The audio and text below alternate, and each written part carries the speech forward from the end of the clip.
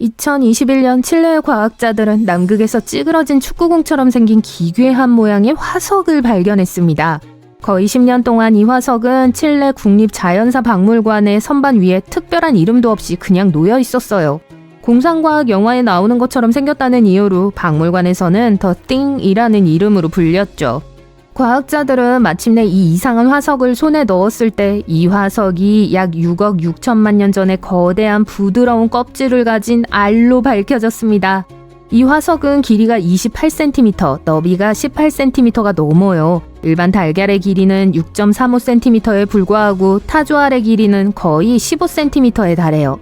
따라서 더띵은 지금까지 발견된 부드러운 껍질의 알 중 가장 크고 우리가 알고 있는 알 중에서 두 번째로 큰 알이라는 타이틀을 얻게 되었습니다. 지금까지 발견된 알 중 가장 큰 알은 멸종된 마다가스카르 코끼리새의 알로 마이클 조던 키의 1.5배에 달했어요. 알이 아니라 새가 말이죠. 남극 알은 이 지역에서 발견된 최초의 화석 알이라는 점에서도 특별해요. 따라서 누가 알을 남극에 남겼든 아마도 오래전에 살았던 거대한 바다 파충류인 모사사우루스와 같은 거대한 생물이 있었을 겁니다. 대부분의 과학자들은 이 생물이 알을 낳지 않는다고 생각했기 때문에 이 발견은 우리가 알고 있는 걸 바꿀 수 있다는 점에서 놀랍습니다.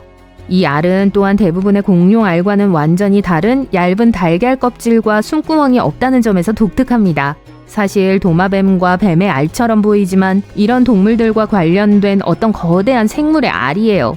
그 시대와 장소에서 알려진 공룡이나 날아다니는 파충류는 그렇게 거대한 알을 낳을 만큼 크지 않았기 때문에 모사사우루스였겠지만 100% 확신할 수는 없어요.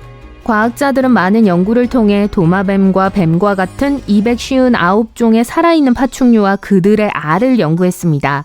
이를 통해 알을 낳은 어미의 몸 길이는 꼬리를 제외하고도 7m 이상이었을 것이란 사실을 알아냈어요. 백악기 후기에는 남극 대륙의 이 지역은 보유광과 같은 곳이었을지도 몰라요. 고생물학자들은 같은 지역에서 작은 모사사우루스와 플래시오사우루스의 뼈, 그리고 다자란 모사사우루스의 뼈를 발견했어요. 노르웨이의 고고학자들이 또 하나의 멋진 발견을 해냈습니다. 6,000년 동안 얼음 속에 숨겨져 있던 수십 개의 화살을 발견했어요.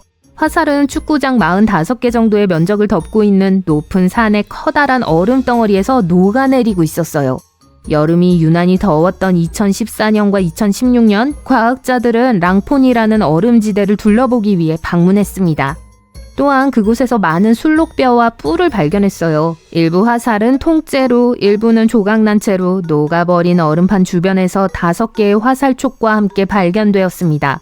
이것은 전 세계의 다른 동토 유적지에서 발견된 것보다 더 많은 화살이에요. 발견된 68개의 화살 중 일부는 신석기 시대로 거슬러 올라가며 가장 최근의 화살은 14세기의 것입니다. 얼음은 그곳에 있는 모든 것을 거의 완벽한 상태로 보존할 수 있는 완벽한 타임머신과도 같습니다. 랑포니는 현지 등산객이 빙하 가장자리 바로 옆에서 3,300년 된 가죽 신발을 발견한 후 최초의 빙하 유적지 중 하나로 유명해졌어요. 과학자들은 사람들이 이곳을 어떻게 이용했는지, 노르웨이에서 북미에 이르는 빙원이 시간이 지남에 따라 어떻게 변화했는지 이해하기 위해 이런 장소를 연구하고 있어요. 옛날 옛적에 정확히 32,000년 전쯤 시베리아의 한 강 근처에 다람쥐가 씨앗을 묻었어요. 영화 아이스 에이지의 한 장면이 아닙니다. 어쨌든 이 씨앗은 귀여운 흰색 꽃을 가진 식물의 씨앗이었어요. 수천 년 후 한 과학자 그룹이 12층 건물 높이만큼 얼어붙은 땅속 깊이 이 씨앗이 묻혀있는 걸 발견했어요. 씨앗은 매머드, 들소, 털코, 뿔소와 같은 동물의 얼음과 뼈로 둘러싸여 있었습니다. 성숙한 씨앗은 다람쥐에 의해 손상되었지만 일부 어린 씨앗에는 여전히 좋은 식물 부분이 남아 있었습니다. 과학자들은 조심스럽게 씨앗을 꺼내 작은 용기에 담아 씨앗이 자랄 수 있도록 도왔습니다. 그리고 가장 멋진 사실은 그 식물을 키울 수 있었다는 점이에요. 그 꽃은 오늘날 자라는 식물의 꽃과는 모양이 조금 달랐어요. 1년 후 빙하기 식물은 새로운 씨앗을 만들기도 했어요. 이를 바탕으로 과학자들은 영구 동토층이 고대 유전자 저장고가 될 수 있으며 그곳에서 멸종된 종을 찾아서 다시 살릴 수 있다고 제안했습니다. 남극에서 쇠빙선을 타고 고래를 찾던 과학자들은 더 특이한 것을 발견했어요.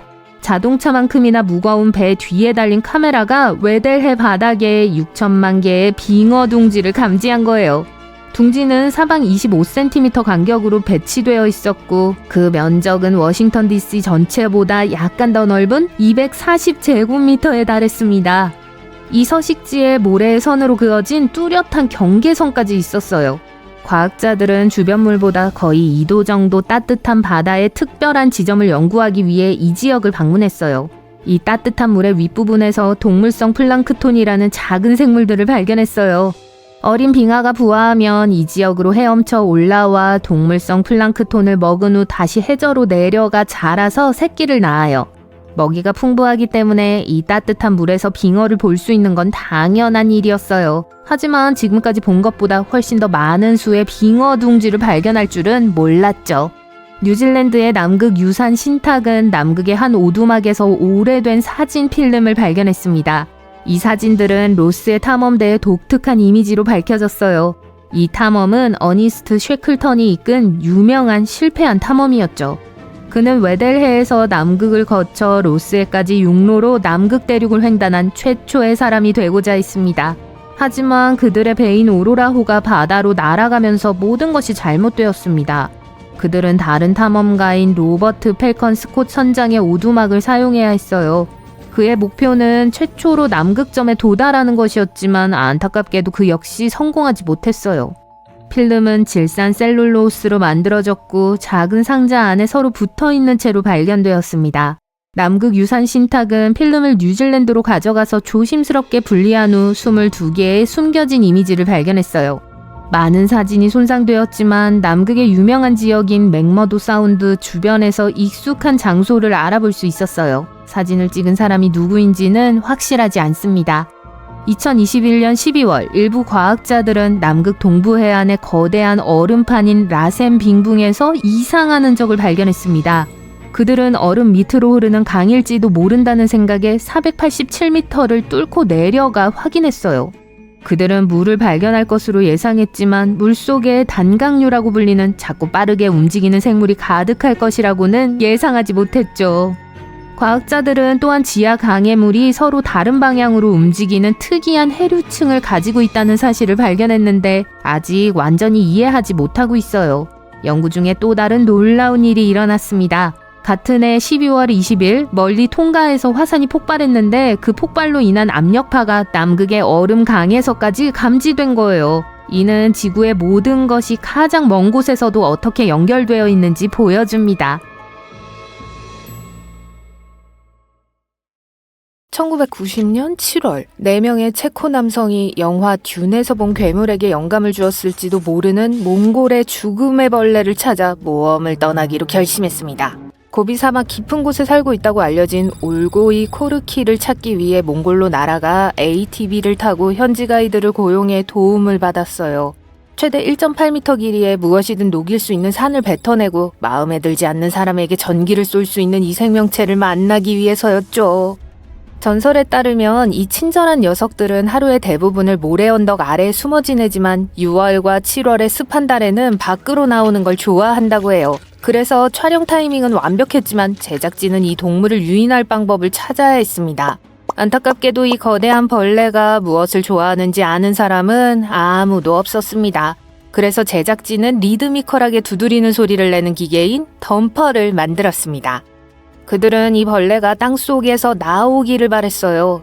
2달 동안 그들은 광활한 사막과 모래 언덕, 바위 평원을 가로지르며 이 괴물의 흔적을 찾기 위해 수색했습니다. 하지만 아쉽게도 발견하지 못했어요. 1990년 탐험대의 리더였던 이반 맥클렌은 다시 고비 사막으로 돌아왔습니다. 한 번은 폭음으로 거대 벌레를 유인하려고 시도했고 두 번째는 소형 비행기를 이용해 모래 언덕을 정찰했습니다. 수년에 걸쳐 미국, 영국, 뉴질랜드의 단체들이 고비 사막으로 대규모 탐험대를 조직하여 이 생물을 찾으려고 노력했어요. 그 외에도 전 세계에서 많은 사람들이 혼자서 고비를 찾았지만 아무것도 찾지 못했습니다. 서양 사람들은 미국의 고생물학자 로이 체프먼 앤드류스 덕분에 고비 사막의 거대 벌레에 대해 처음 알게 됐어요. 이 용감한 사람은 아마도 인디아나 존스의 영감이 됐을 거예요. 1926년 그는 자신의 저서에서 이 생물에 대해 썼습니다. 앤드류스는 몽골 지도자와의 회의에서 이 괴 생명체에 대한 자세한 설명을 들었지만 그들 중 누구도 직접 본 적이 없었어요. 그중 한 사람은 머리와 다리가 없는 약 0.61m 길이의 소세지처럼 생겼다고 설명했어요. 그의 말에 따르면 이 벌레는 독이 너무 강해서 만지기만 해도 바로 목숨을 잃을 수 있고 고비 사막의 가장 외로운 곳에 살고 있다고 해요. 앤드류스는 이 괴물이 진짜라고 생각하지 않았지만 다른 책에서 이 이야기를 다시 들려주었습니다. 2005년 5월 전문적으로 괴물을 찾는 영국에서 온 4명의 친구는 운을 시험해보기로 했습니다. 그들은 벌레 그림을 그리고 지역 주민들을 고용해 고비 사막 곳곳에 전단지를 나눠주기로 했어요. 벌레에 대한 정보를 제공하거나 표본을 가져오는 사람에게 보상을 제공한다는 거였죠. 그들은 다른 탐험가들이 시도하는 큰 소리가 짐승을 겁먹게 할 것이라고 생각했습니다. 누군가 이 벌레가 습한 환경을 좋아한다고 말했어요. 그래서 그들은 물줄기를 막아 벌레를 유인할 수 있는 습한 지역을 만들 계획을 세웠습니다. 하지만 사막에 댐을 건설하는 것이 너무 힘들었기 때문에 계획은 실패로 돌아갔습니다. 결국 작은 덫을 사용했지만 벌레가 실제로 존재한다는 증거를 찾지 못했습니다. 하지만 그들은 70년 동안 보았던 이상한 생물에 대한 흥미로운 이야기를 들려주는 현지인들을 만났습니다. 수년에 걸쳐 이 괴물에 대한 이야기가 전 세계에 퍼졌습니다. 어떤 이야기에선 길이가 0.3m에 불과하다고 하고 또 어떤 이야기에선 괴물이 사람만큼 크다고도 합니다. 흰색, 회색이거나 비늘이 있는 갈색 또는 살이 많고 밝은 빨간색일 수도 있어요. 누군가는 뱀을 닮았다거나 애벌레를 닮았다고 말하기도 하고 날개가 있어 날 수 있다고도 해요. 그리고 어떤 사람들은 그것이 몸이 없는 초자연적인 악의 존재일 수 있다고 믿기도 합니다. 어쩌면 이야기가 너무 달라서 존재하지도 않는 생물이기 때문에 수색 작업이 무의미할 수도 있습니다. 아니면 수많은 크립티드 중 하나일 수도 있어요. 빅풋, 예티, 네스호 괴물처럼 아직 그 존재가 증명되지 않은 생물들 말이에요. 1983년 이 지역을 방문하던 한 과학자가 한 노인이 이 신비한 벌레를 잡았다는 소식을 들었습니다. 그는 또한 근처에 둥지가 있다는 사실도 알게 되었습니다. 과학자는 용감하게 모래구멍에 다가가 손을 넣었는데 거대한 생물이 그를 끌고 들어갔고 다시는 보이지 않았어요. 농담이에요. 그는 실제로 그 안에서 타르타르 샌드 보아를 발견했어요. 작은 눈과 회갈색 비늘을 가진 두툼하고 땅을 파는 독이 없는 뱀이에요. 그는 괴물이 맞는지 확인하기 위해 현지인들에게 보여줬고 모두 그렇다고 답했다고 합니다. 이 벌레에 대해 알고 있는 대부분의 몽골인들은 여전히 이 벌레가 진짜라고 믿고 있습니다. 사람들은 이 괴물을 워미라고 부르지만 영어 번역에서 그냥 그렇게 부를 뿐이에요. 많은 몽골 문화권에서는 수세기 동안 이 단어를 사용해서 정말 위험하다고 생각되는 모든 동물, 특히 뱀, 심지어 독이 없는 것까지도 지칭해왔습니다. 따라서 말 그대로 벌레일 필요는 없어요. 벌레는 부드럽고 질척질척하지만 혹독한 고비 사막에 사는 생물이라면 뱀이나 다리가 없는 도마뱀처럼 더 강인해야 할 거예요. 두 생물은 모두 데스웜처럼 전기를 쏘거나 산을 뱉을 수 없습니다. 하지만 코브라 같은 일부 뱀은 사람에게 위험한 독을 뱉을 수 있습니다. 만약 이야기가 진짜라면 그 생물은 등뼈가 있을 것이고 그것을 찾는 탐험가들은 뼈나 증거를 남겼을 가능성이 높아요. 실제로 고비 사막 곳곳에 화석 유골이 남아 있습니다. 과학자들은 지난 100년 동안 이곳에서 80여 종의 공룡 그룹을 대표할 만한 화석을 발견했어요. 이 모든 것은 세계 최초의 공룡알 둥지에서 시작되었습니다. 이 발견은 과학자들이 공룡에 대해 알고 있던 모든 것을 바꾸어 놓았습니다. 공룡이 알을 낳았다는 최초의 증거였죠. 그 후 2년 동안 같은 탐험대가 100마리가 넘는 공룡을 발굴해서 미국 자연사 박물관으로 가져갔고 오늘날에도 여전히 공룡을 볼 수 있어요.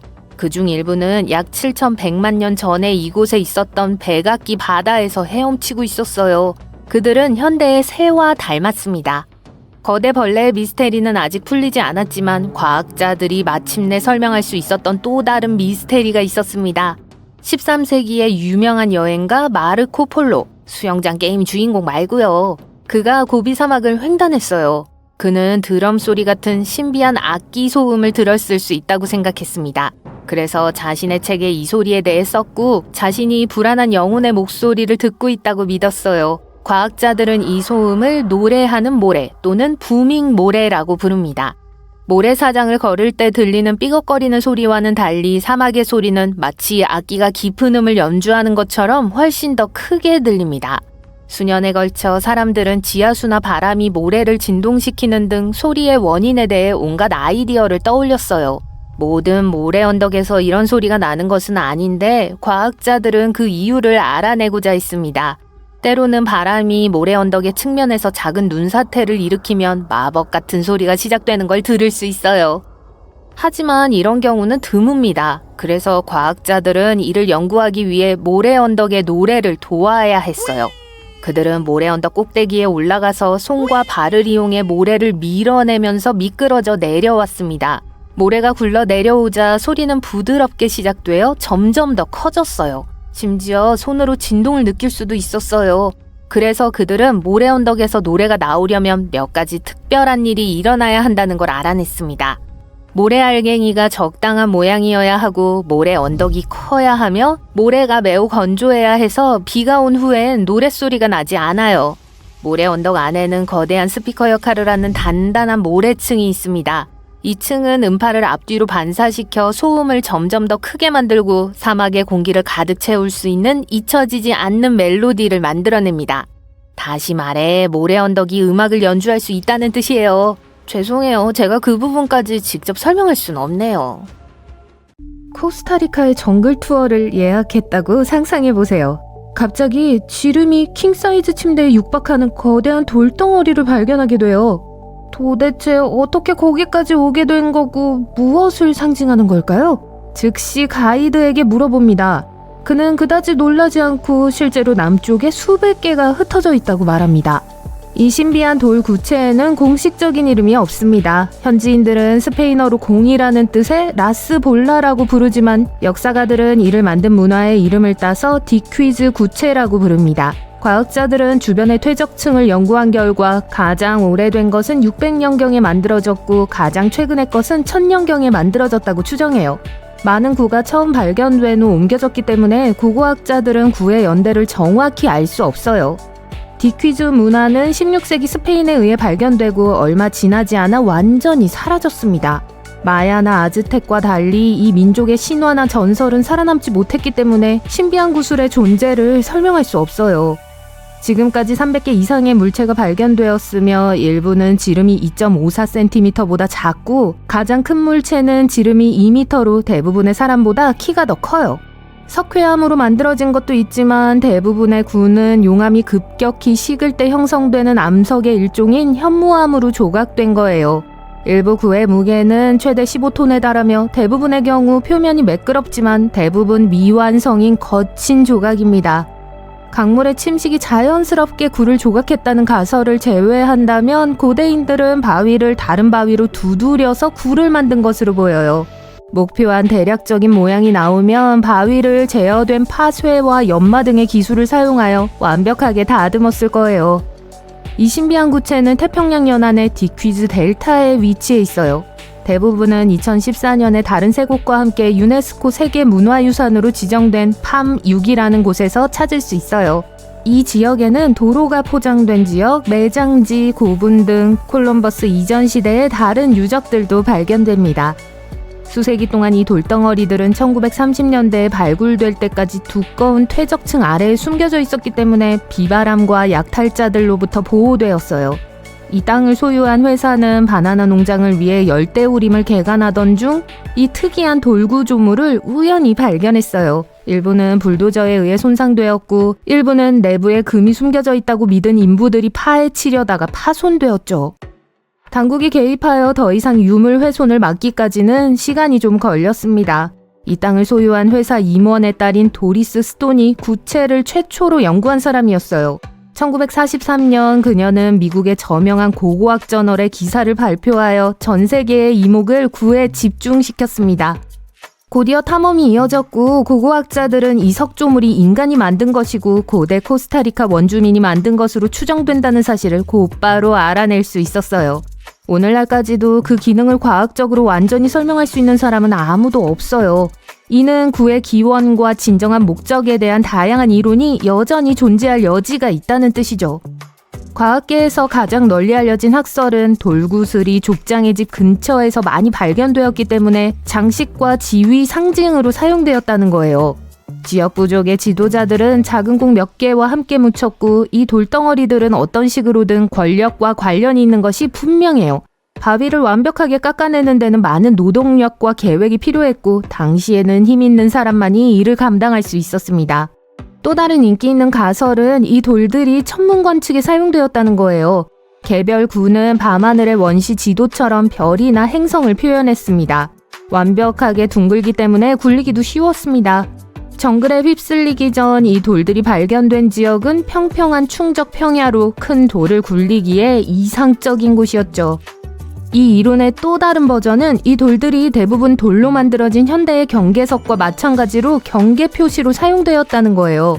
마지막으로 이 지역에 살았던 다른 부족의 전설에 따르면 이 구는 천둥의 신이 바람의 신과 허리케인을 쫓아내기 위해 사용했던 대포알이었다고 해요. 코스타리카 구의 원래 목적은 아직 정확히 알 수 없지만 코스타리카의 국가 정체성의 중요한 부분으로 남아 있습니다. 코스타리카의 수도 산호세에 있는 국립박물관에는 안뜰의 6개의 구가 전시되어 있어요. 그 밖에도 많은 구가 부유한 코스타리카 사람들에게 소중한 정원 장식이 되었습니다. 하버드 대학교에도 하나 있어요. 만들어진 지 1000년이 넘은 코스타리카의 신비한 돌구체는 여전히 권력과 부와 관련이 있습니다. 수치로 보면 돌구슬은 완벽하게 둥글지는 않지만 구형 비율이 96%로 거의 완벽에 가깝다고 평가돼요. 그것도 꽤 인상적이지만 코스타리카의 구가 이런 종류의 유일한 건 아니에요. 거의 10년 전 북아시아의 한 탄광에서 작업자들이 지하 깊은 곳에서 신비한 거대한 돌구체를 발견했어요. 지름이 0.9m로 사람 발자국 길이가 조금 넘는 이 구체의 표면은 비정상적으로 매끄러웠고 사람들은 이를 어떻게든 설명하려고 노력했어요. 어떤 사람들은 다른 세상에서 온 것이라고 확신했고 어떤 사람들은 그 구가 실제로 석화된 공룡 알이라고 주장했습니다. 과학자들은 이 신비한 구체가 결석이라는 것을 밝히면서 더 이상의 논의를 빠르게 끝냈습니다. 결석은 지하 깊은 곳에서 수백만 년 동안 형성된 암석이에요. 언덕으로 굴러 내려갈 때 눈덩어리로 커지는 조약돌을 생각해보세요. 이것이 바로 결석이 만들어지는 방식이에요. 퇴적물과 미네랄이 풍부한 지하수가 퇴적물 주위를 흐르면서 천천히 완벽한 구 모양으로 만들어져요. 이 과정은 자연에서 매우 흔한 일이지만 대부분의 구체는 상당히 작아요. 탄광에서 발견된 구체는 광물이 풍부한 땅속에서 크기가 커졌고 언론과 일반 대중의 관심을 끌기에 충분할 만큼 컸습니다. 보스니아의 비소코 계곡에서 발견된 거대한 돌구체는 또 다른 가능한 결석의 사례예요.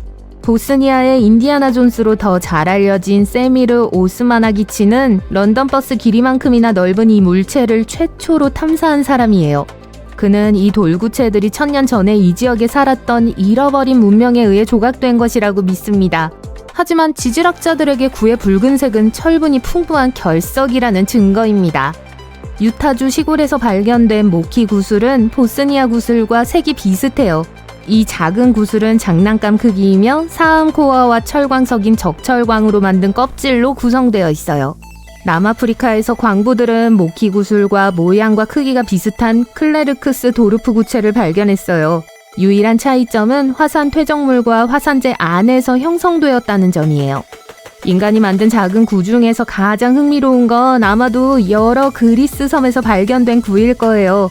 과학자들은 산토리니 섬의 청동기 시대 유적지 아크로티리 근처에서 골프공보다 작은 700개의 돌을 발견했어요.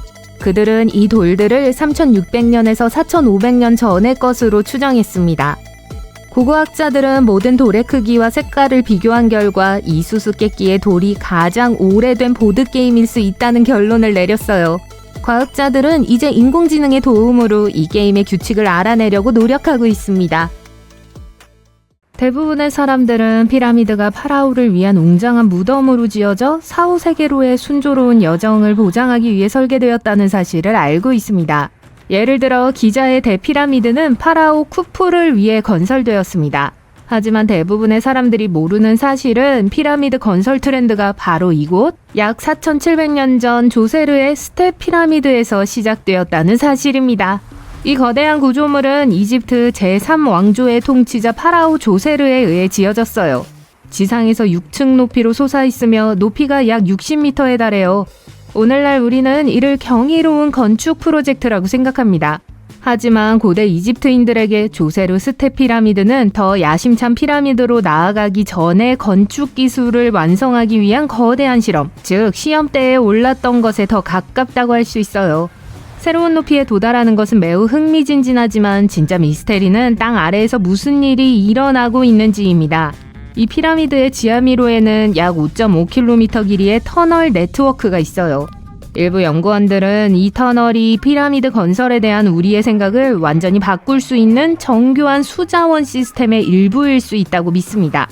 사카라에 위치한 이 거대한 복합단지에 대해 이야기해볼까요?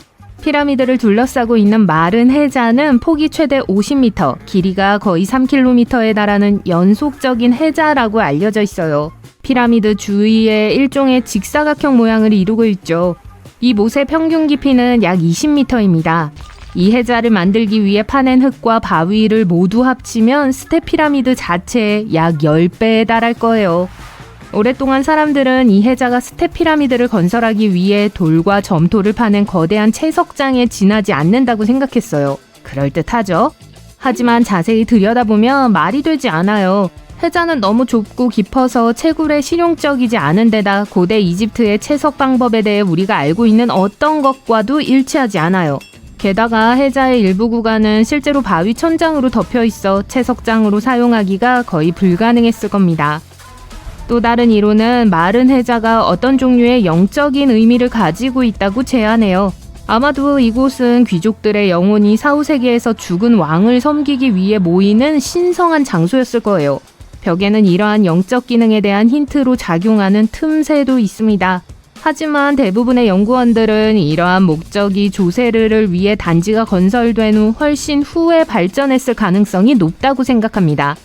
그렇다면 해자는 실제로 무엇을 위해 설계된 걸까요? 20세기의 한 연구원이 꽤 흥미로운 아이디어를 떠올렸습니다. 이 해자가 실제로는 특히 폭우가 내린 후 물을 모으고 관리하기 위해 설계되었을 가능성이 있다는 겁니다.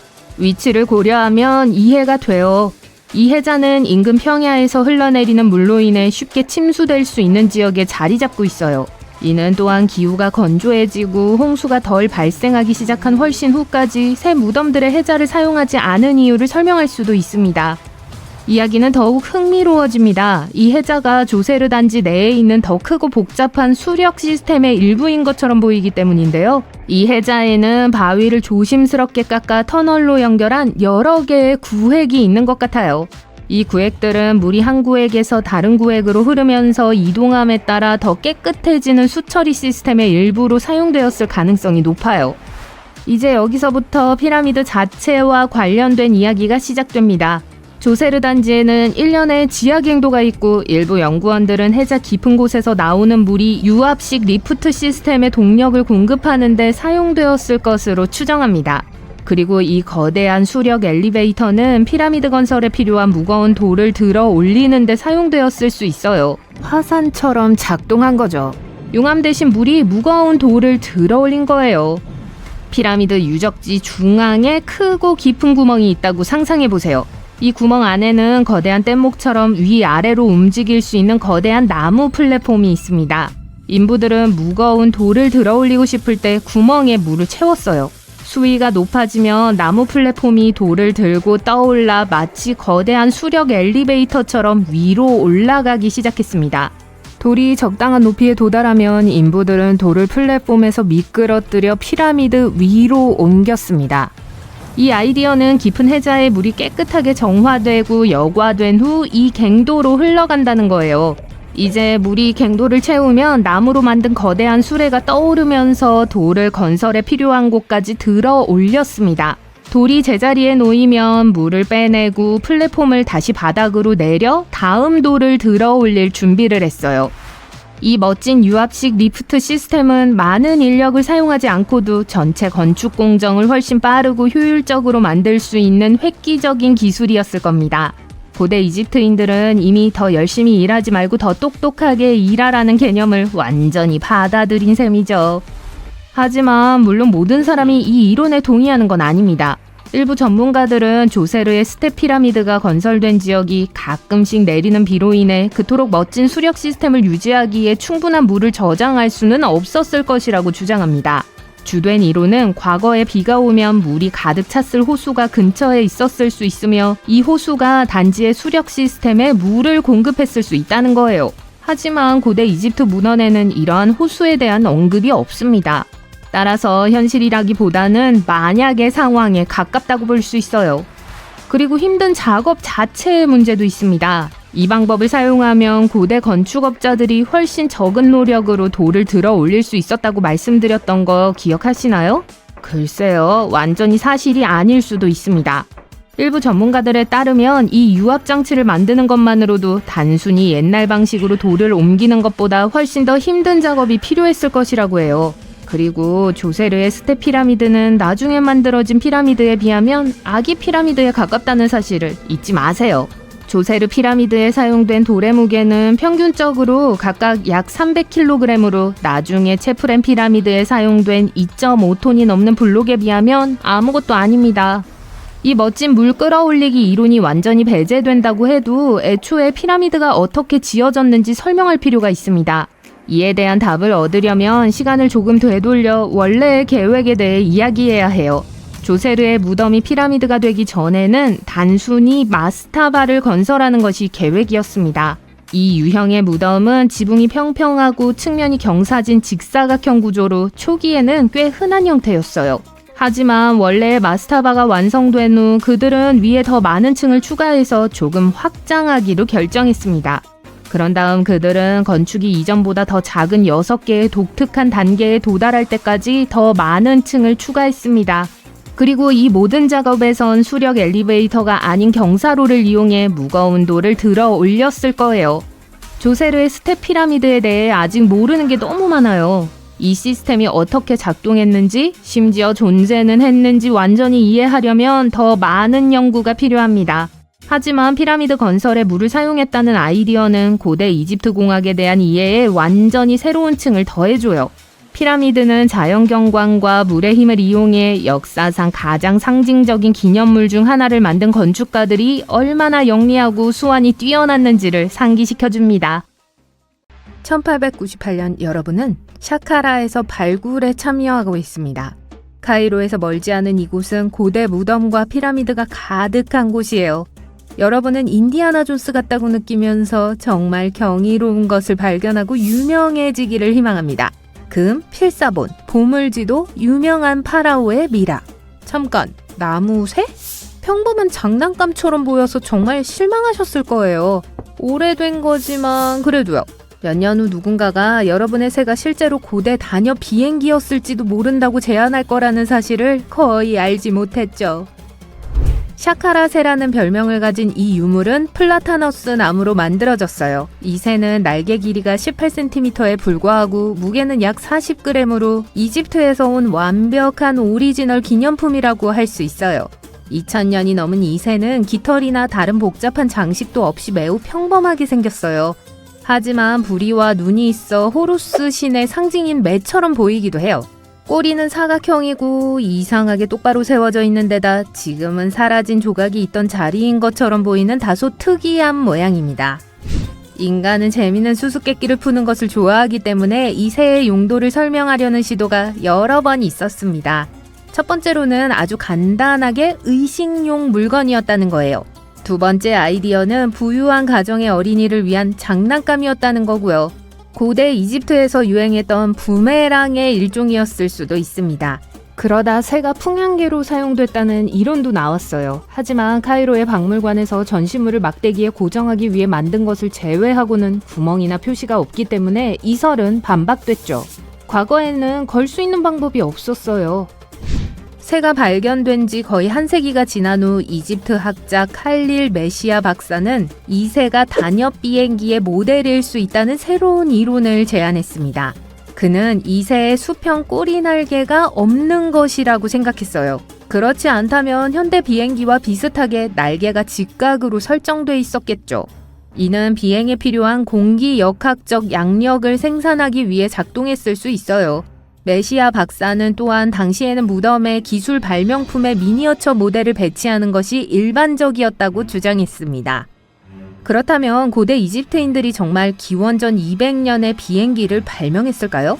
그런 거라면 항공기의 발명가로 여겨지는 라이트 형제는 정말 속상할 거예요. 라이트 형제는 1903년에야 첫 비행을 했으니까요. 확실히 알 수 있는 방법은 단 한 가지, 바로 모형을 테스트하는 거예요. 하지만 카이로에 있는 이집트 박물관은 자신들의 소중한 전시품을 장난감처럼 날아다니게 내버려 두지 않을 것 같았죠. 그래서 글라이더 디자이너 마틴 그레고리는 이번에는 발사나무로 비슷한 모형을 만들었고 꼬리 날개가 없어도 비행기로서는 별 문제가 없다는 결론을 내렸습니다. 사건이 해결된 걸까요? 아니요. 히스토리 채널은 공기역학 전문가를 초빙해 새의 또 다른 복제품을 제작했습니다. 샌더스는 이집트와 비슷한 기상 조건에서 이 비행기를 테스트했고 작은 비행기의 능력에 깊은 인상을 받았죠. 파라오 시대의 비행기의 프로토타입을 발명했다면 오파츠의 좋은 예가 될 수 있었을 거예요. 기술이나 역사 측면에서 시대를 훨씬 앞선 유물, 즉 시대를 벗어난 유물 말이에요. 그리고 샤카라새가 이러한 혁신적인 개념의 유일한 예는 아닙니다. 1901년 한 그룹의 다이버들이 그리스 안티키테라 섬 근처의 수중 난파선에서 안티키테라 메커니즘을 회수했어요. 세계 최초의 아날로그 컴퓨터라고 불리는 이 기계는 기원전 100년경에 만들어진 것으로 추정됩니다. 이 청동 메커니즘은 태양, 달, 행성, 별의 위치는 물론 달의 위상, 다가오는 일식 날짜, 심지어 달이 하늘을 통과하는 속도까지 알 수 있었어요. 누가 어떻게 어디서 만들었는지 아무도 확신하지 못합니다. 하지만 당시로서는 매우 정밀하고 너무나 발전된 기술이라는 건 분명해요. 세계 최초의 수세식 화장실은 20세기 중반에 발명됐어요. 농담이에요. 지중해 크레타 섬의 고대 미노아 문명과 인더스 밸리 문명은 약 4,000년 전 동시에 이 놀라운 발명품을 만들어냈어요. 배관과 위생시설이 너무 잘 갖춰져 있어서 2000년이 지난 후에도 아무도 더 나은 설계를 하지 못했습니다. 고대 미노아의 화장실은 크노소스 궁전에서 발견됐는데 이 화장실은 옥상 저수지에서 지하 하수도로 물을 보내는 터널 위에 나무 의자를 설치한 것처럼 보입니다. 다른 타입은 항아리에서 물을 얻어요. 엄청난 부자들만이 이 모든 영광을 누릴 수 있었죠. 따라서 당시 부동산을 구입하고 싶을 때 수세식 화장실은 부유한 동네에 살고 있다는 신호였습니다. 자동문은 1931년에 멋지고 새로운 발명품처럼 보였지만 그 뒤에 숨은 기술은 훨씬 더 오래됐어요. 기원전 1세기로 거슬러 올라가요. 알렉산드리아의 수학자이자 엔지니어인 헤로는 성전 문을 열고 닫는 유압 시스템을 고안해냈습니다. 이 시스템을 작동시키려면 불을 피워 열을 발생시켜야 했죠. 불 아래에는 물이 반쯤 채워진 놋솥이 있었습니다. 발명가는 놋쇠 냄비를 추역하를 하는 용기에 연결했어요. 불이 타오르자 물이 용기로 이동했습니다. 그리고 내려가서 밧줄을 당겼죠. 생각할 겨를도 없이 눈앞에서 열리는 슈퍼마켓 문과 다를 바가 없었어요. 헤론의 문이 열리는 데에는 몇 시간이 걸렸고 그 과정을 멈출 방법이 없었습니다. 그래서 하루에 한 번만 사람들이 사원에 들어가기 전에 문을 열어 의식 중에 사원의 신비감을 더했어요. 으스스하네요. 최초의 배터리는 약 2000년 전 바그다드에서 발명된 것으로 보입니다. 1938년 독일의 고고학자가 이 타원형 점토 항아리를 발견했어요. 과학자들은 이 항아리가 어떤 용도로 사용됐는지 정확히 누가 발명했는지는 아직 특정하지 못했어요. 귀금속으로 물체를 전기도금하는 데 사용됐다는 설이 있습니다. 식초와 같은 약산을 채우면 배터리에서 약 1V의 전기가 생산된다고요. 또 다른 설에 따르면 신성한 두루마리를 담는 그릇이었다고 합니다. 레오나르도 다빈치가 직접 디자인한 콘택트 렌즈를 구매하고 싶으신가요? 1508년 그는 한쪽에 깔때기가 있는 유리 렌즈를 발명했습니다. 이 렌즈를 착용하고 안쪽에 물을 넣으면 시력을 개선할 수 있었죠. 조금 불편할 것 같긴 하네요. 그래서 약 1세기 후 프랑스 과학자 르네 데카르트는 이 아이디어를 개선해서 각막에 접촉하는 미래형 렌즈를 만들기로 결정했습니다. 눈에 접촉하기 때문에 콘택트 렌즈라고 하는 거겠죠? 액체로 채워진 유리 튜브는 시력 개선에 도움이 됐지만 슬프게도 깜빡임은 불가능했어요. 몇 세기 후 유리 산업의 새로운 기술을 통해 과학자들은 눈에 맞고 착용자가 눈을 깜빡일 수 있는 콘택트 렌즈를 디자인할 수 있었죠. 감사합니다. 하지만 그 렌즈는 무거운 유리로 만들어져 눈이 숨을 쉬지 못했어요. 약 50년 후 콘택트 렌즈는 가볍고 깨지지 않으며 긁힘에 강한 플라스틱으로 만들어졌지만 여전히 눈 전체를 덮고 있었습니다. 그러던 중 1948년 영국의 한 광학 기술자가 우연히 플라스틱 렌즈를 사포로 연마한 결과 각막만 덮어도 렌즈가 제자리를 지킬 수 있다는 사실을 알아냈습니다. 19세기 런던에 살면서 뉴욕으로 메시지를 보내야 한다고 가정해보세요. 배를 타고 뉴욕까지 가는 데는 약 10일이 걸렸을 거예요. 따라서 1858년 배달 시간이 며칠에서 몇 시간으로 단축됐던 건 정말 대단한 일이었습니다. 첫 번째 메시지는 빅토리아 여왕이 직접 보냈어요. 이 모든 것이 대서양 횡단 전신 케이블이 바다 밑을 통과한 덕분에 가능했습니다. 안타깝게도 이 멋진 발명품은 몇 주밖에 지속되지 못했어요. 이 발명품이 다시 살아나는 데는 몇 년이 걸렸습니다. 고대 문명을 둘러싼 풀리지 않는 미스터리는 많은 음모론자들에게 영감의 원천이 되어왔습니다. 사실 이런 미스터리 중 일부는 너무 흥미로워서 우리 중 많은 사람들이 이미 그것을 믿고 있거나 믿고 싶어 하죠. 하지만 한 가지는 확실해요. 그 수천 개의 음모론 중 어느 것도 뭐라고 할까요? 극비로 분류된 적이 없었어요. 아니, 그런 적이 있었나요? 우리 모두 CIA가 국가안보라는 명목으로 역사를 통틀어 몇 가지 의심스러운 일을 해왔다는 것을 알고 있습니다. 하지만 책 한 권이 국가적 그리고 국제적 위협이 될 것이라고는 생각하지는 않을 거예요. CIA는 사라진 고대 문명들과 수천 년 전에 그것들을 사라지게 만든 재앙에 대한 책 한 권의 내용을 최근에 기밀 해제했습니다. 이 미스터리한 책은 1963년에 첸 토마스라는 사람이 썼고 1965년에 에머슨 하우스에 의해 출판될 예정이었어요. CIA가 관여하기 전까지는요. 어떤 불가사의한 이유로 그 책은 극비로 분류됐고 최근까지 대중에게 공개된 적이 없었어요. 하지만 여기 흥미로운 사실이 있어요. 이 책은 2013년 정보자유법으로 분류가 해제됐지만 2016년이 되어서야 일반에 공개됐는데 공개된 내용이 몇 가지 의문을 제기합니다. 책의 원본은 284페이지였지만 공개된 PDF는 엄격한 검열을 거쳤기 때문에 전체 문서의 5분의 1인 57페이지에 불과했어요. 책은 대중에 공개되기 전에 페이지가 누락된 것을 알아차리지 못하도록 편집됐어요. 이제 아무도 애초에 왜 이 책이 극비로 분류됐는지 알 수 없지만 제가 조사한 바에 따르면 몇 가지 흥미로운 내용이 있어요.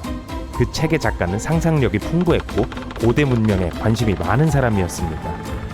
비록 그가 제기한 내용에 그럴듯한 부분이 있기도 하지만 일부는 그저 황당할 뿐이에요. 그는 지구가 끝없는 극이동과 지각이동의 순환에 갇혀있고 그로 인해 6,000년 전 수메르인들 이전에 존재했던 많은 문명이 대량 멸종됐다고 믿습니다. 그는 이런 사건들이 유성보다 지구에 더 많은 피해를 입혔다고 믿었고 그 이론의 근거로 전 세계에 존재하는 최근까지 별로 주목을 받지 못한 몇몇 인공물을 언급합니다. 그것에 대해 잠시 후 자세히 알아볼게요. 이 책이 언급한 대량 멸종에는 북유럽, 북미, 캐나다에서 3km 두께의 거대한 얼음판이 사라져서 100종이 멸종한 빙하시대 말기가 포함됩니다. 그리고 저자가 자신의 가설을 설명하는 방식은 이렇습니다. 그는 지구 자기극에 변화가 생겼고 이로 인해 대기와 지각 모두에 대변동이 생겼고 시간이 지남에 따라 많은 문명의 멸종을 초래했다고 합니다. 지구 자기극의 이동이 사실이라고 하더라도 그것은 하룻밤 사이에 일어나는 일이 아니에요. 매우 천천히 일어나고 과학자들에 의하면 수십만 년에 한 번 일어난다고 해요. 하지만 생각보다는 좀 더 복잡해요. 북극이 알래스카 위 어딘가에 있고 남극이 남극 대륙의 중앙에 가깝다는 것은 잘 알려진 사실입니다. 자, 이것은 지리학적인 극이고 항상 북과 남이에요. 하지만 지구의 자기장은 수십만 년 전에 뒤집혔어요. 그래서 만약 여러분이 70만 년 전에 나침반을 가지고 있었다면 그건 남쪽을 향하고 남극을 가리킬 거예요. 하지만 이 책의 저자는 다른 이론을 갖고 있었어요. 그는 북극과 남극의 뒤집힘은 수십만 년마다 일어나는 것이 아니라 12,000년마다 일어난다고 믿었고, 이런 뒤집힘이 단 몇 시간 안에 발생해서 재앙적인 종말을 야기한다고 믿었어요. 그는 이것이 지구핵 내부의 폭발로 일어난다고 생각해요. 이 폭발은 자기 극이 뒤집히게 만들 뿐 아니라 지각도 움직이게 만든다는 거예요.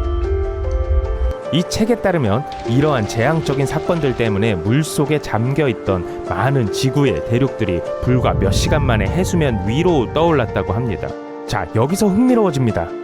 저자는 또한 페루의 안데스 산맥이 마지막 극 이동 이전에 바다 아래에 있었다고 주장했어요.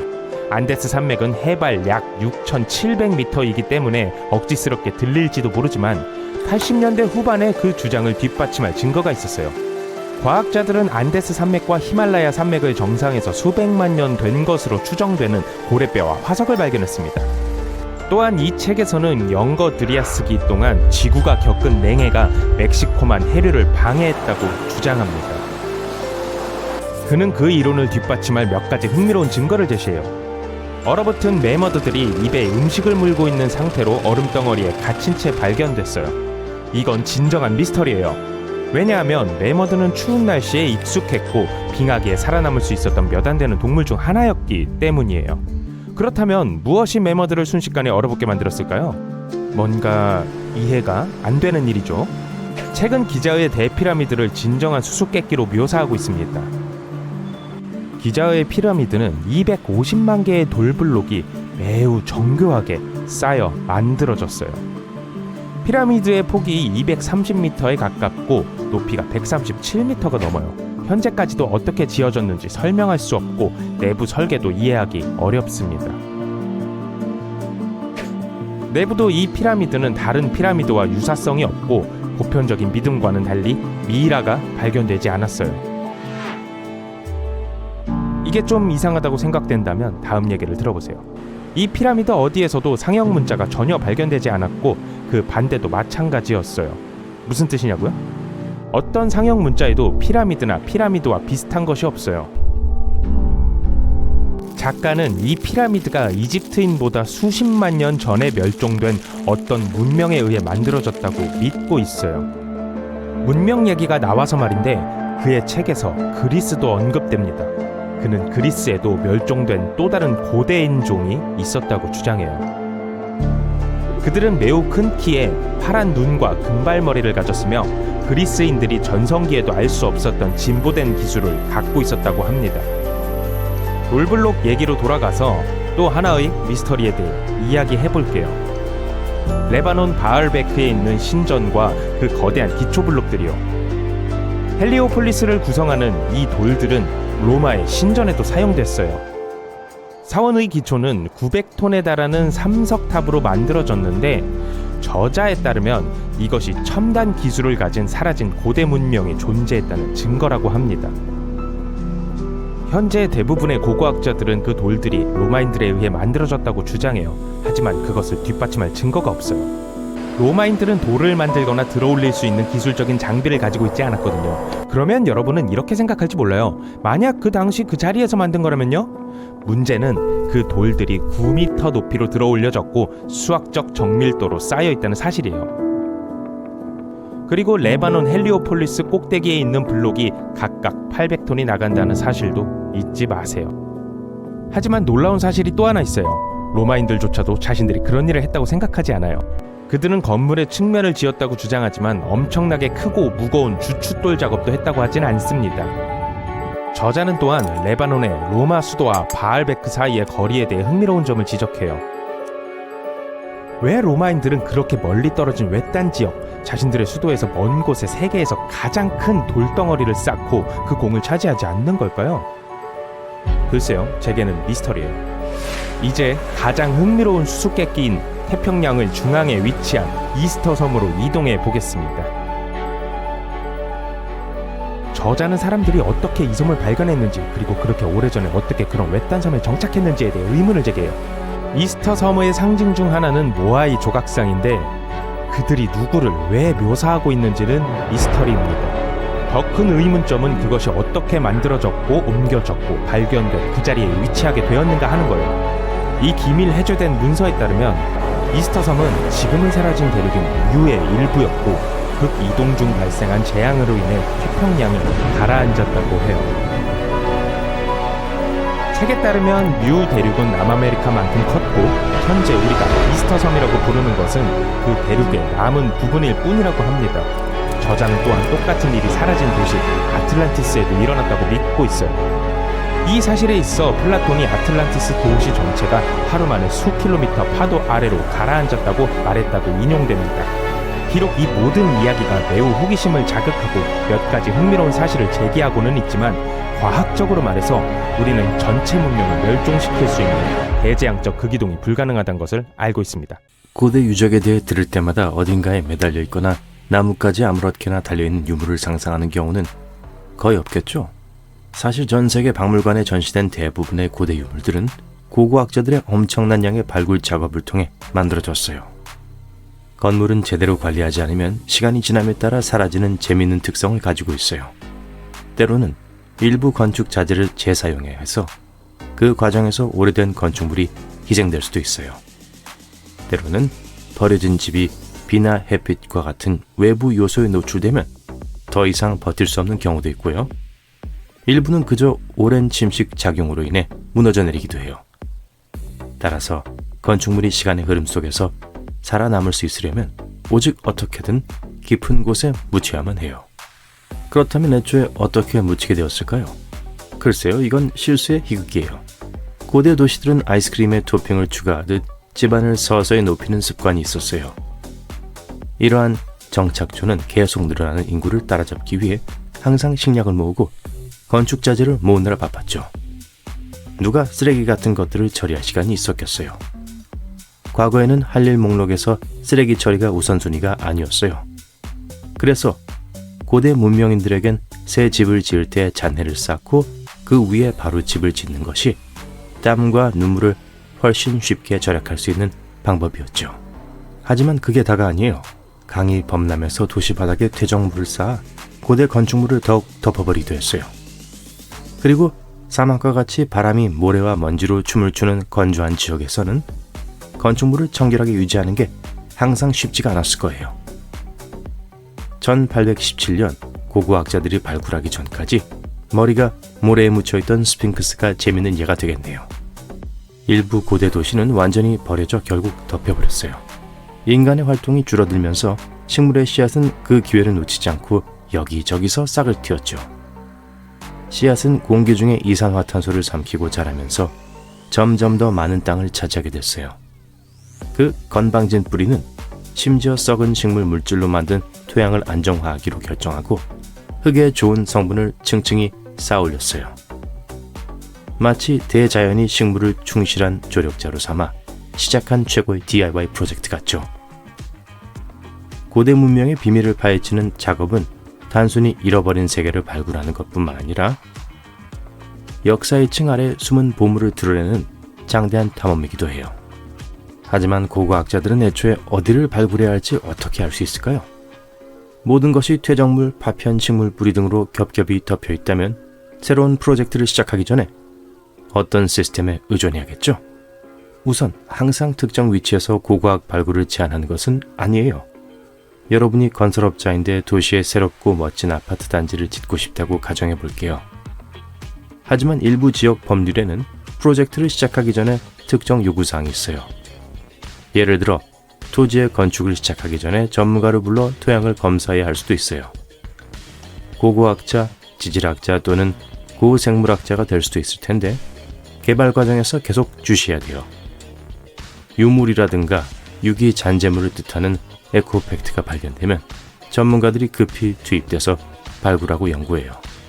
하지만 불도저나 안전모와는 전혀 관련이 없는 유적지는 어떨까요?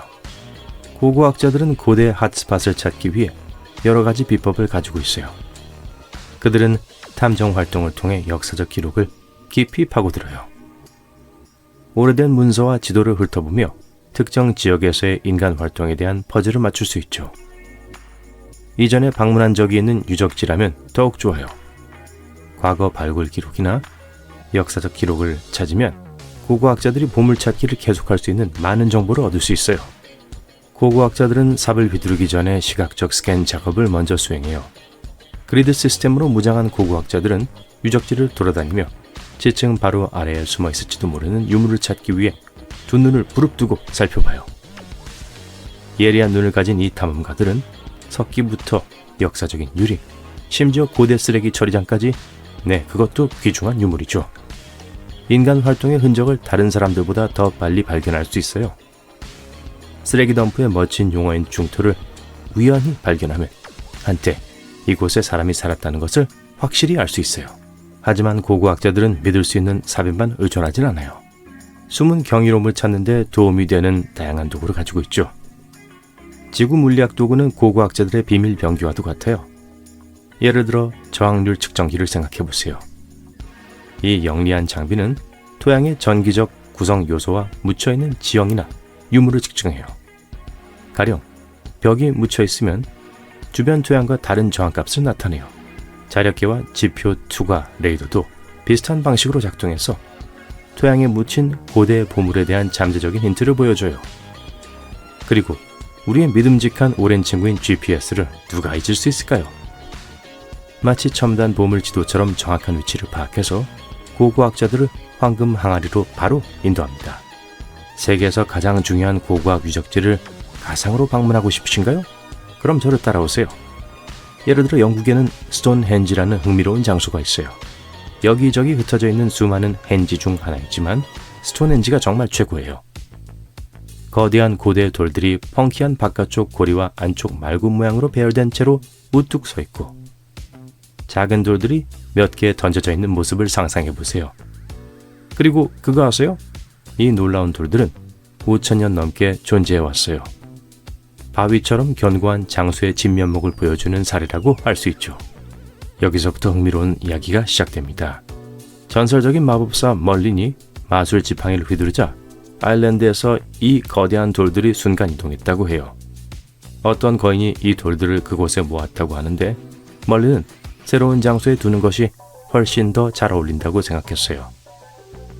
다른 사람들은 이 돌들을 고대 로마의 영적 건축물이 폐허가 된 유적이라고 생각해요. 이 놀라운 구조물은 청동기 시대 조상들이 만든 거예요. 간단한 도구와 제한된 기술로 이 기념비적인 걸작을 만들어냈죠. 인상적이지 않나요? 안타깝게도 이 지역에 대해 아직 모르는 것이 너무 많아요. 스톤헨지의 초기 목적은 오늘날까지도 미스테리로 남아있어요. 물론 많은 이론이 있지만 과학자들은 아직 이 주제에 대해 합의하지 못했어요. 하지만 여름과 겨울 동지 동안 일출을 보기 위해 완벽하게 정렬되어 있다는 건 알고 있죠.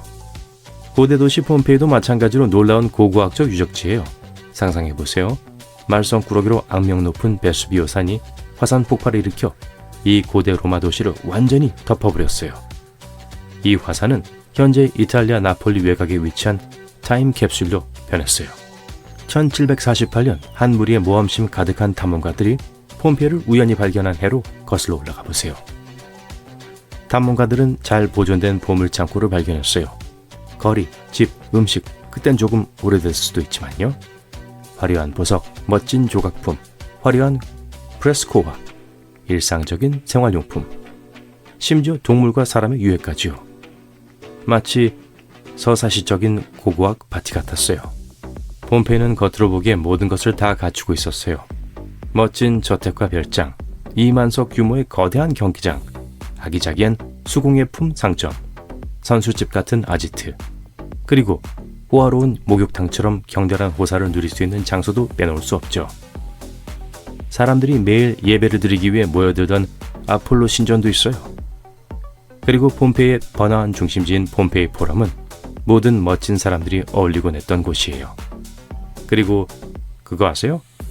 폼페이는 1997년에 유네스코 세계문화유산에 등재될 정도로 멋진 도시예요. 역사상 최고의 명예의 전당에 오른 셈이죠. 인도의 타지마할과 그리스의 아테네 아크로폴리스 등 다른 유명한 건물과 유적지도 많이 포함되어 있어요. 여러분은 멕시코 유카탄 반도의 정글 깊은 곳에서 길을 잃었습니다. 주변에서 이상한 소리가 들리고 설상가상으로 해가 지고 있어요. 곧 미지의 열대우림 한가운데 홀로 남게 됩니다. 혼자서 엘도라도를 찾으러 온 건 꽤나 나쁜 생각이었죠. 최대한 빨리 계속 걷고 있는데 갑자기 잠깐만요. 이게 뭐죠? 돌로 만든 커다란 계단처럼 보이는데요. 자연적인 것은 아닌 것 같아서 사진을 찍어봅니다. 황금을 찾지는 못했지만 그만큼 중요한 무언가를 발견했을 수도 있어요. 축하합니다. 오랫동안 사라진 마야의 도시 오콤툰을 발견하셨군요. 정글에서 60km 떨어진 곳에 숨겨져 있는 이 도시는 말 그대로 돌기둥이라는 뜻이에요. 당시에는 돌이 많이 사용되었기 때문에 피라미드, 집, 심지어 경기장 건설에도 돌을 많이 사용했습니다. 유럽인들이 공놀이를 발명했다고 생각하신다면 다시 한번 생각해보세요. 마야인들은 레크레이션 목적으로 공놀이를 좋아했습니다. 오콤투는 오늘날 새로운 기술의 도움으로 발견되고 있는 오랫동안 사라진 마야 도시들 중 일부입니다.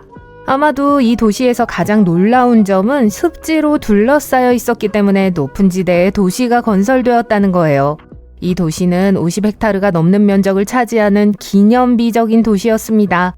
이는 축구장 90개를 나란히 세운 것과 맞먹는 크기예요. 과학자들은 오콤투 내에 최대 15m 높이의 피라미드가 있었다는 증거를 발견했습니다. 그리고 250년에서 1000년 사이에 중요한 사회적 중심지였을 가능성이 높아요. 이것은 대단한 사실입니다. 하지만 잃어버린 마야 도시는 19세기에 발굴되기 시작했습니다. 고고학자들은 라이다 이미징과 같은 현대 기술을 통해 울창한 숲속을 들여다볼 수 있게 됐어요.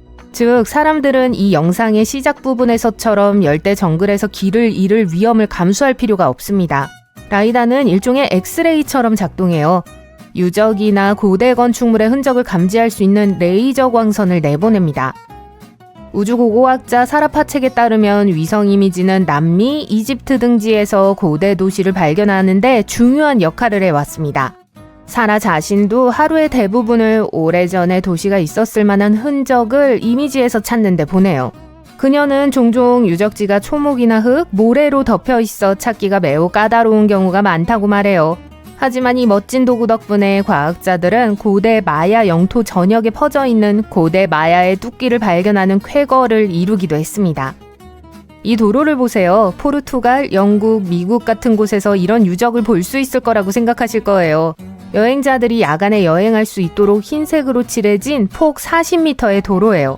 과학자들은 최근 이와 같은 177km 길이의 도로 네트워크를 발굴했는데 지금까지 알려진 최초의 마야 고속도로 이전으로 거슬러 올라가는 것으로 추정하고 있어요. 때때로 늪지대 위를 가로지르고 때로는 고가도로로 만들어진 이런 도로는 세계 최초의 슈퍼 고속도로라고 불리고 있습니다.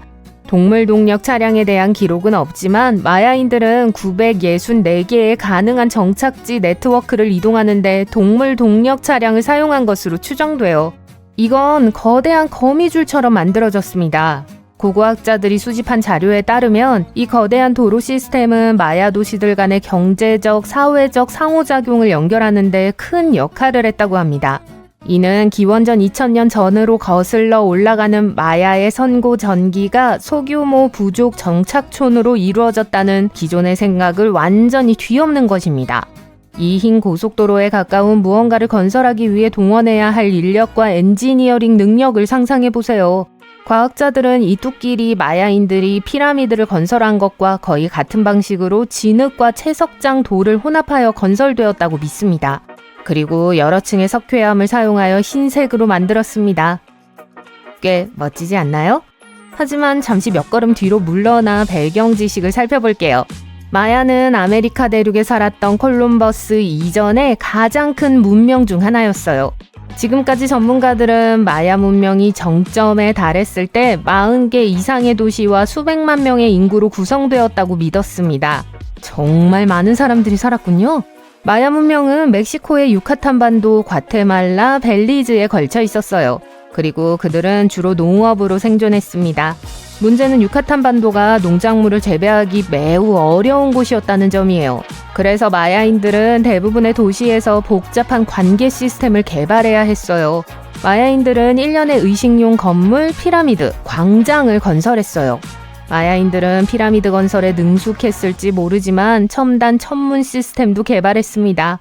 고대 기술을 이용해 금성과 화성 같은 행성의 정확한 위치와 일식 날짜를 예측할 수 있었죠. 고대 마야 도시의 예를 본 적이 없다면 이곳은 티칼입니다. 과테말라 정글의 중심부에 위치한 티칼은 고대 마야 정복 국가의 수도였던 것으로 추정돼요. 전성기에는 오늘날의 런던이나 뉴욕과 같은 도시에 버금가는 중요성을 지녔어요. 1년에 복잡한 기념물로 구성되어 있어요. 북쪽 아크로폴리스는 티칼에서 가장 오래된 복합 기념물 중 하나입니다. 기원전 350년경 인간의 손으로만 지어진 이곳은 왕과 족장들의 무덤으로 사용되었어요. 기념비들의 높이는 최대 60m에 달해요. 당시에는 계단식 피라미드 사원이 아름다운 붉은색으로 칠해져 있었어요. 마야인들은 그 색을 좋아했죠. 물론 지금은 석회암만 볼 수 있습니다. 그리고 치첸이트사가 있어요. 현재까지 지구상에서 가장 잘 보존된 피라미드 중 하나가 이곳에 있습니다.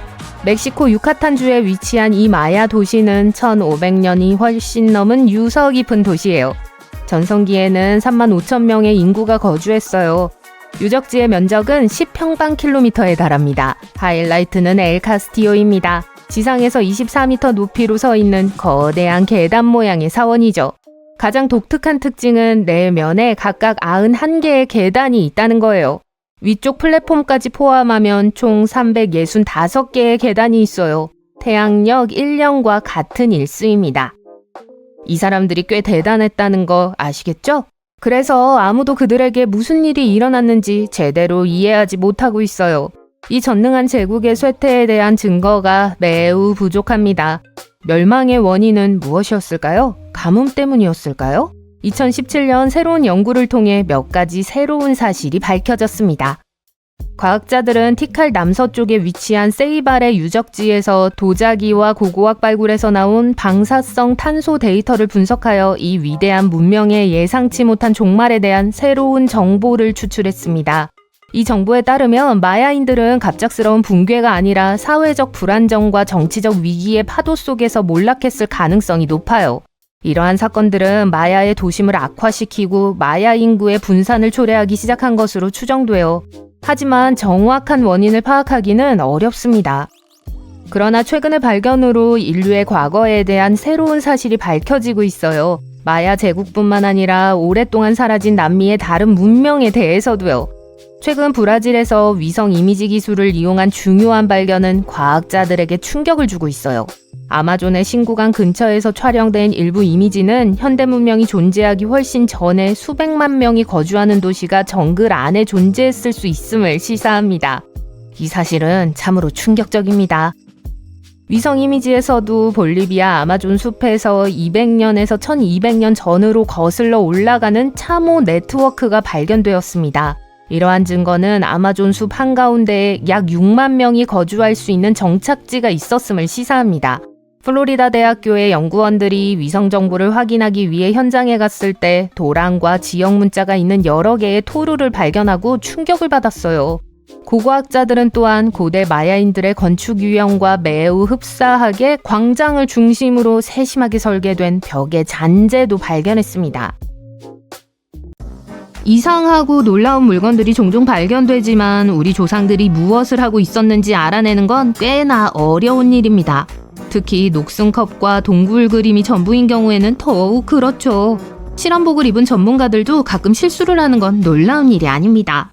하지만 먼지가 많은 판과 거대한 돌만 있는 건 아니에요.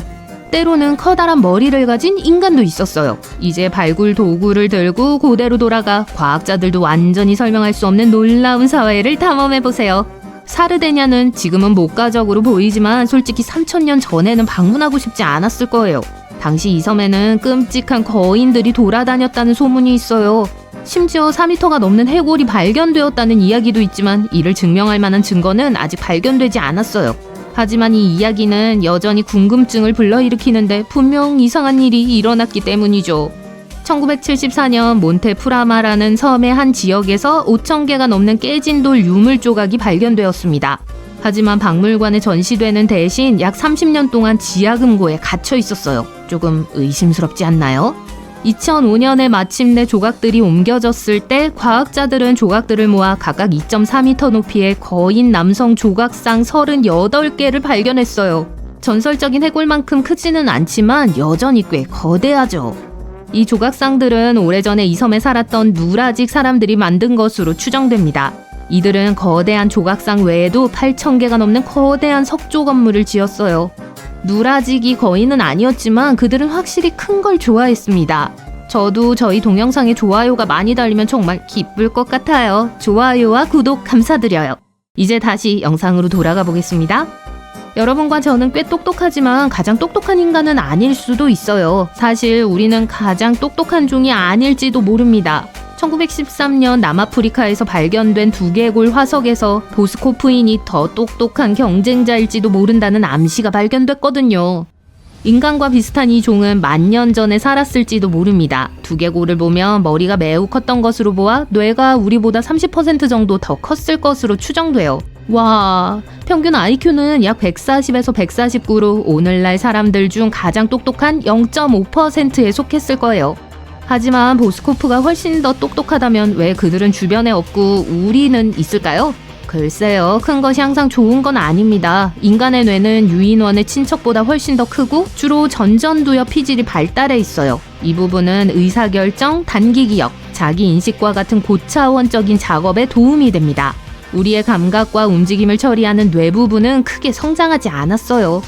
그러니까 보스코프는 사냥과 같은 실용적인 일보다는 과거에 너무 많은 시간을 할애했을지도 몰라요. 하지만 이 모든 것은 추측일 뿐 우리는 이 영리한 사촌들에게 무슨 일이 일어났는지 알지 못합니다. 어떤 사람들은 두개골 조각이 유일한 증거라며 보스코프도 우리와 다르지 않았다고 주장하기도 해요.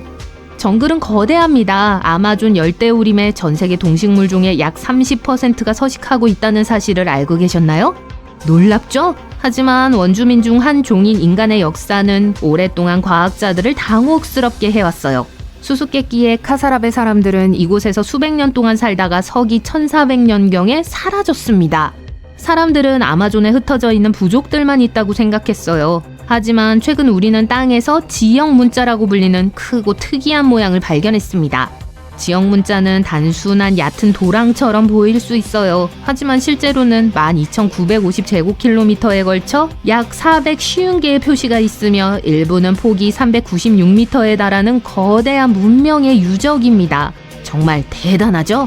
이 도랑에는 의식용 건물이 있었을 가능성이 높고 550년 전만 해도 최대 100만 명의 사람들을 수용할 수 있었을 거예요.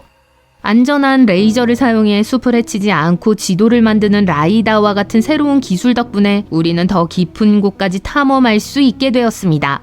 2019년에는 수킬로미터에 달하는 도로와 통로, 심지어 높이 21.3m가 넘는 피라미드까지 발견됐어요. 26개의 개별 정착지를 발견했는데 그중 2개는 각각 최소 250에이커에 달했습니다. 대박, 축구장 330개 크기네요.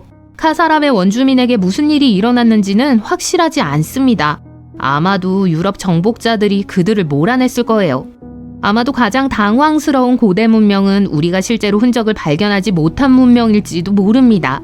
바닷속으로 가라앉은 것으로 추정되는 대도시 아틀란티스에 대해 이야기하고 있습니다. 아틀란티스에 대한 최초의 언급은 고대 그리스 철학자 플라톤이 지브롤터 해협 근처에 있는 거대한 도시에 대해 이야기한 것에서 비롯되었습니다. 하지만 오랫동안 사람들은 아틀란티스를 플라톤이 만든 아테네의 완벽한 버전으로 생각했죠. 그렇다면 아틀란티스가 사라진 것으로 추정되는 때로부터 약 12,000년이 지난 지금도 여전히 그 실제를 궁금해하는 이유는 무엇일까요? 19세기에 미국 하원의원 이그나티우스 도넬리는 아틀란티스가 단순한 신화가 아니라고 생각하는 13가지 이유를 제시한 책을 썼습니다. 그러다가 1965년 아프리카 모리타니아에서 폭 40km의 거대한 도민 리샤트 구조물을 발견했을 때 사람들은 아틀란티스를 실제로 발견했다고 생각했어요. 너무 커서 우주에서만 전체를 볼 수 있을 정도였으니까요. 사하라 사막 상공을 비행하던 2명의 우주 비행사는 이 거대한 눈이 자신을 보고 있는 걸 발견하고 일생일대 발견을 했다고 생각했습니다. 안타깝게도 이 구조물이 아틀란티스와 관련이 있다는 확실한 증거는 아직 없어요. 약 1억 년 전 화산 활동으로 형성된 것으로 추정됩니다. 그래도 의심스러워 보이지 않나요? 하지만 아직 진실을 알 수 있는 단계는 아닙니다. 기원전 3300년 전으로 돌아가 남아시아에 있다고 상상해보세요. 하라판 문명에 오신 것을 환영합니다. 이 사람들은 시대를 훨씬 앞서 나갔어요. 하라파와 모헨조다로 같은 도시에는 구운 벽돌집, 정교한 배수 시스템, 공중 목욕탕까지 갖춘 도시가 있었습니다. 이곳에는 500만 명이 넘는 인구가 거주했을 것으로 추정되는데 당시 가장 인구 밀도가 높은 지역 중 하나였어요. 그들은 또한 상인들에게 매우 유용한 표준화된 무게 시스템을 발명했습니다. 또한 이들은 뛰어난 야금 기술 덕분에 중동 지역까지 인맥을 넓혀 무역을 했어요. 심지어 고대 브랜딩의 한 형태인 도장은 무역품의 점토를 찍는 데 사용되었습니다. 번성하는 도시 생활과 함께 매우 발전된 문명을 이룩했지만 그들의 언어와 문자에는 수많은 수수께끼가 숨어 있어요. 우리는 그들의 문자의 일부분을 가지고 있지만 오늘날의 모든 기술에도 불구하고 아직 아무도 해독하지 못했어요. 또한 그들의 사회가 정확히 어떻게 운영되었는지도 아직 알 수 없습니다. 다른 문명처럼 웅장한 궁전이나 거대한 기념물 등 사회적 지위를 과시하지 않았던 것으로 보여요. 대신 가장 큰 건물은 곡물 창고였을지도 모릅니다. 분명 실용적이었겠죠. 안타깝게도 모든 좋은 일에는 끝이 있습니다. 기원전 1800년경 이 번성했던 문명은 강물의 흐름이 바뀌면서 쇠퇴하기 시작했어요. 환경이 변화하자 하라파 사람들은 짐을 싸서 더 살기 좋은 땅으로 이동했습니다. 미노타우루스에 대해 들어보신 적이 있나요? 황소의 머리에 사람의 몸을 가진 괴물이 거대한 미로에서 용감한 여행자들을 사냥하는 이야기죠. 이 이야기는 단순한 옛날 이야기가 아니라 고대 세계에서 가장 인기 있었던 드라마 중 하나였어요. 그리고 이 드라마는 크레타 섬에서 영감을 받았습니다. 미노아인들은 청동기 시대에 이곳에 살았어요. 그들은 멋진 궁전, 놀라운 프레스코와 그리고 오늘날까지도 역사가들을 매료시킬 만큼 풍부한 문화를 가지고 있었어요. 그들은 미로 신화에 영감을 주었을 정도로 복잡한 닫힌 건물과 정교한 복도로 이루어진 크노소스 같은 곳을 건설했습니다. 그들의 엔지니어링은 시대를 앞서갔기 때문에 배수 시스템조차 오늘날의 많은 것보다 더 발전해 있었어요. 이 중 어떤 이야기가 가장 흥미로웠는지 댓글로 알려주세요. 시청해주셔서 감사합니다. 이 숨겨진 마을은 아오가시마라고 불려요. 화산 분화구의 바로 한가운데 위치해 있죠.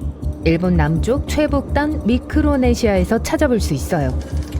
1780년대에 필리핀에서 화산이 폭발하여 인근 지역사회에 많은 피해를 입혔다고 해요. 가까스로 인구의 절반이 거대한 폭발을 피할 수 있었고 몇 년 후에 마을을 재건하기 위해 돌아왔어요. 현재 화산이 여전히 활동적이라고 여겨지고 있지만 약 160명의 사람들이 그곳에서 평화롭게 살고 있어요. 페루에 있는 와카치나는 세계에서 가장 건조한 기후 중 한 곳에 위치해 있어요. 그럼에도 무성한 야자수로 둘러싸인 아름다운 마을이에요. 또한 특별한 치유 특성을 갖고 있는 걸로 알려진 석호도 있어요. 이 정착촌에는 소규모 사업체를 관리하는 주민이 90명 조금 넘어요. 그들 대부분은 모래를 주요 자원으로 사용하죠. 어떤 사람들은 샌드보딩 서비스를 제공하거나 심지어 사막에서 호화로운 저녁도 제공해요. 500년 이상 동안 그린 마운틴이라고 불리는 봉우리의 절벽에 소규모의 사람이 살고 있어요. 그곳은 오만에서 그리고 전 세계에서 가장 외진 곳 중 하나예요. 정착지에 도달할 수 있는 유일한 방법은 걷거나 노새를 타거나 또는 사륜 구동형 차량을 이용하는 거예요. 알소가라고 불리며 그곳에 가려면 가파른 돌계단을 20분 정도 올라가야 해요. 그 마을은 주민들이 폭풍과 추위로부터 자신들을 보호하기 위해 산의 암석에 집을 깎아 지었을 때 생겨났어요. 총 52명이 있는 알샤리키 부족의 5가족은 여전히 이곳을 집이라고 불러요. 이러한 비슷한 마을들도 이 지역에서 많이 볼 수 있지만 알소가라는 여전히 사람이 살고 있는 유일한 마을이기 때문에 특별해요. 14년 전까지만 해도 이곳에는 전기나 전화선조차 없었어요. 운전할 수 있는 가장 가까운 길은 15km 떨어져 있었어요. 학교가 없었기 때문에 사람들은 집에서 어른들에게 읽고 쓰는 법을 배워야 했어요. 오늘날까지 마을 사람들은 산 암석에 직접 깎아서 짓는 전통적인 관습을 계속 이어가고 있어요. 가장 아름다운 그리스의 보석 중 하나는 펠로폰네소스 남동쪽에 위치한 도성인 모넨바시아예요. 추가적인 보호를 위해 본토에서는 보이지 않도록 설계되었어요. 바다에서만 이곳을 볼 수 있죠. 그리고 거기에 도달하기 위해서는 본토와 연결되는 좁은 길을 따라가야 해요. 실제 이름이 그렇게 생겨난 거예요. 단 하나의 통로라는 뜻이거든요. 모넨바시아는 중세시대에 전적으로 산 바위에 새겨지면서 지어졌어요. 요즘은 많은 오래된 저택들이 게스트하우스와 부티크 모델로 바뀌었어요. 그 건축물들이 굉장하고 아름답게 보존되어 있을 뿐만 아니라 수정같이 맑은 물로 둘러싸여 있어요. 도로가 없는 마을이요? 보트로 여행하는 게 괜찮다면 네덜란드 히트호른으로 갈 짐을 싸세요.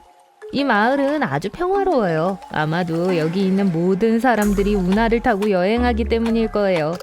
심지어 우편물도 물을 타고 배달돼요. 차가 막히지 않고 사람들이 거의 돌아다니지 않기 때문에 마을은 정말 조용해요. 너무 조용한 나머지 가끔 들리는 오리의 꽥꽥거리는 소리가 제일 크죠. 처음에 영화 촬영장으로 시작되었지만 뉴질랜드에 있는 호비트는 반지의 제왕과 호빗의 촬영이 끝난 후에도 존재해요. 지금도 매력적인 세트 타운 투어가 이용 가능합니다. 총 44개의 호빗 호텔이 있지만 사실 그중 몇 개만이 대중에게 공개되고 있어요. 페루 제도에 고립된 절벽종 마을인 가사달부의 인구는 겨우 11명이에요. 그곳은 주로 대서양으로 바로 떨어지는 경치 좋은 폭포로 유명해요. 얼마 전까지만 해도 걸어서만 갈 수 있었어요.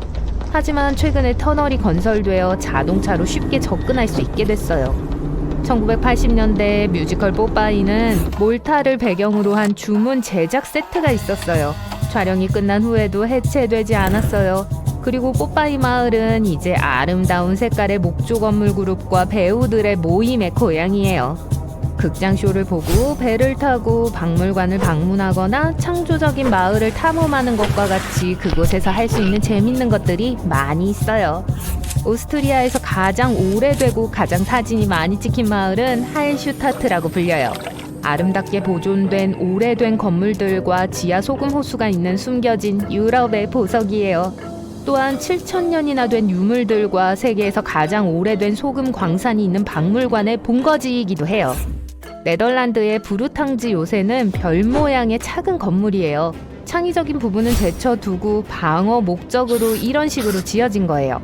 요새의 경비병들이 완벽한 360도 시야를 가질 수 있었기 때문에 전략적인 이점이 있었어요.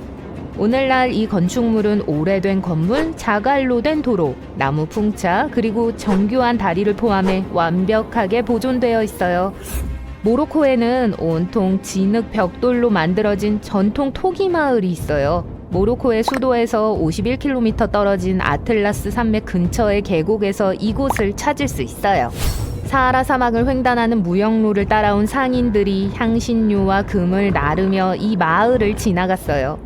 교역로가 점점 인기가 줄면서 많은 요새들이 버려졌고 지금은 유물로 보존되고 있어요. 이곳은 세계에서 스키 타기에 가장 좋은 장소 중 하나지만 여전히 대중들에게는 숨겨져 있어요. 지역 주민들이 그곳을 골짜기의 비밀스러운 부분이라고 부르는 것도 당연해요. 오스트리아에 위치한 이 작은 마을 바르트에는 겨우 몇백 명의 주민이 살고 있어요. 지구상에서 가장 눈이 많이 내리는 마을일 뿐만 아니라 세계에서 가장 큰 스키 슬로프 중 하나에 접근할 수 있어요. 2013년 인근의 고속도로가 완공되면서 인기가 약간 높아졌죠. 이탈리아의 브라노는 세계에서 가장 다채로운 섬들 중 하나예요. 선명한 색깔 때문에 거의 열대지방 같아 보이죠. 에메랄드빛 물, 아름다운 집들, 그리고 17세기의 종탑이 특징이에요. 이곳의 레이스 제작 전통 때문에 1400년대에 레오나르도 다빈치가 이 섬으로 왔었어요. 그는 이곳에서 직물 하나를 샀고 나중에 그걸 유명한 밀라노 돔의 디자인으로 사용했어요. 만약 영국 여권을 갖고 있다면 아름다운 작은 마을인 바이버리에 익숙할 거예요. 왜냐하면 그 풍경이 신분증에 있거든요. 콜릉강에 있는 석조 건물들로 이루어져 있기 때문에 확실히 유럽에서 가장 매력적인 마을 중 하나예요.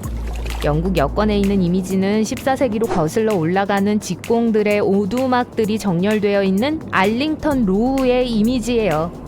호주의 쿠버 패디 마을은 부분적으로 지하에 있어요. 이 모든 것은 1915년에 그 지역에서 오팔 퇴적물이 발견되었을 때 시작됐어요. 오늘날까지 여전히 그 마을은 세계에서 가장 큰 오팔 광산이에요. 그곳에 사는 사람들은 바깥의 온도가 섭씨 51도까지 올라갈 수 있기 때문에 지하에 있는 게 자신들에게 더 좋을 것이라는 걸 알게 됐어요.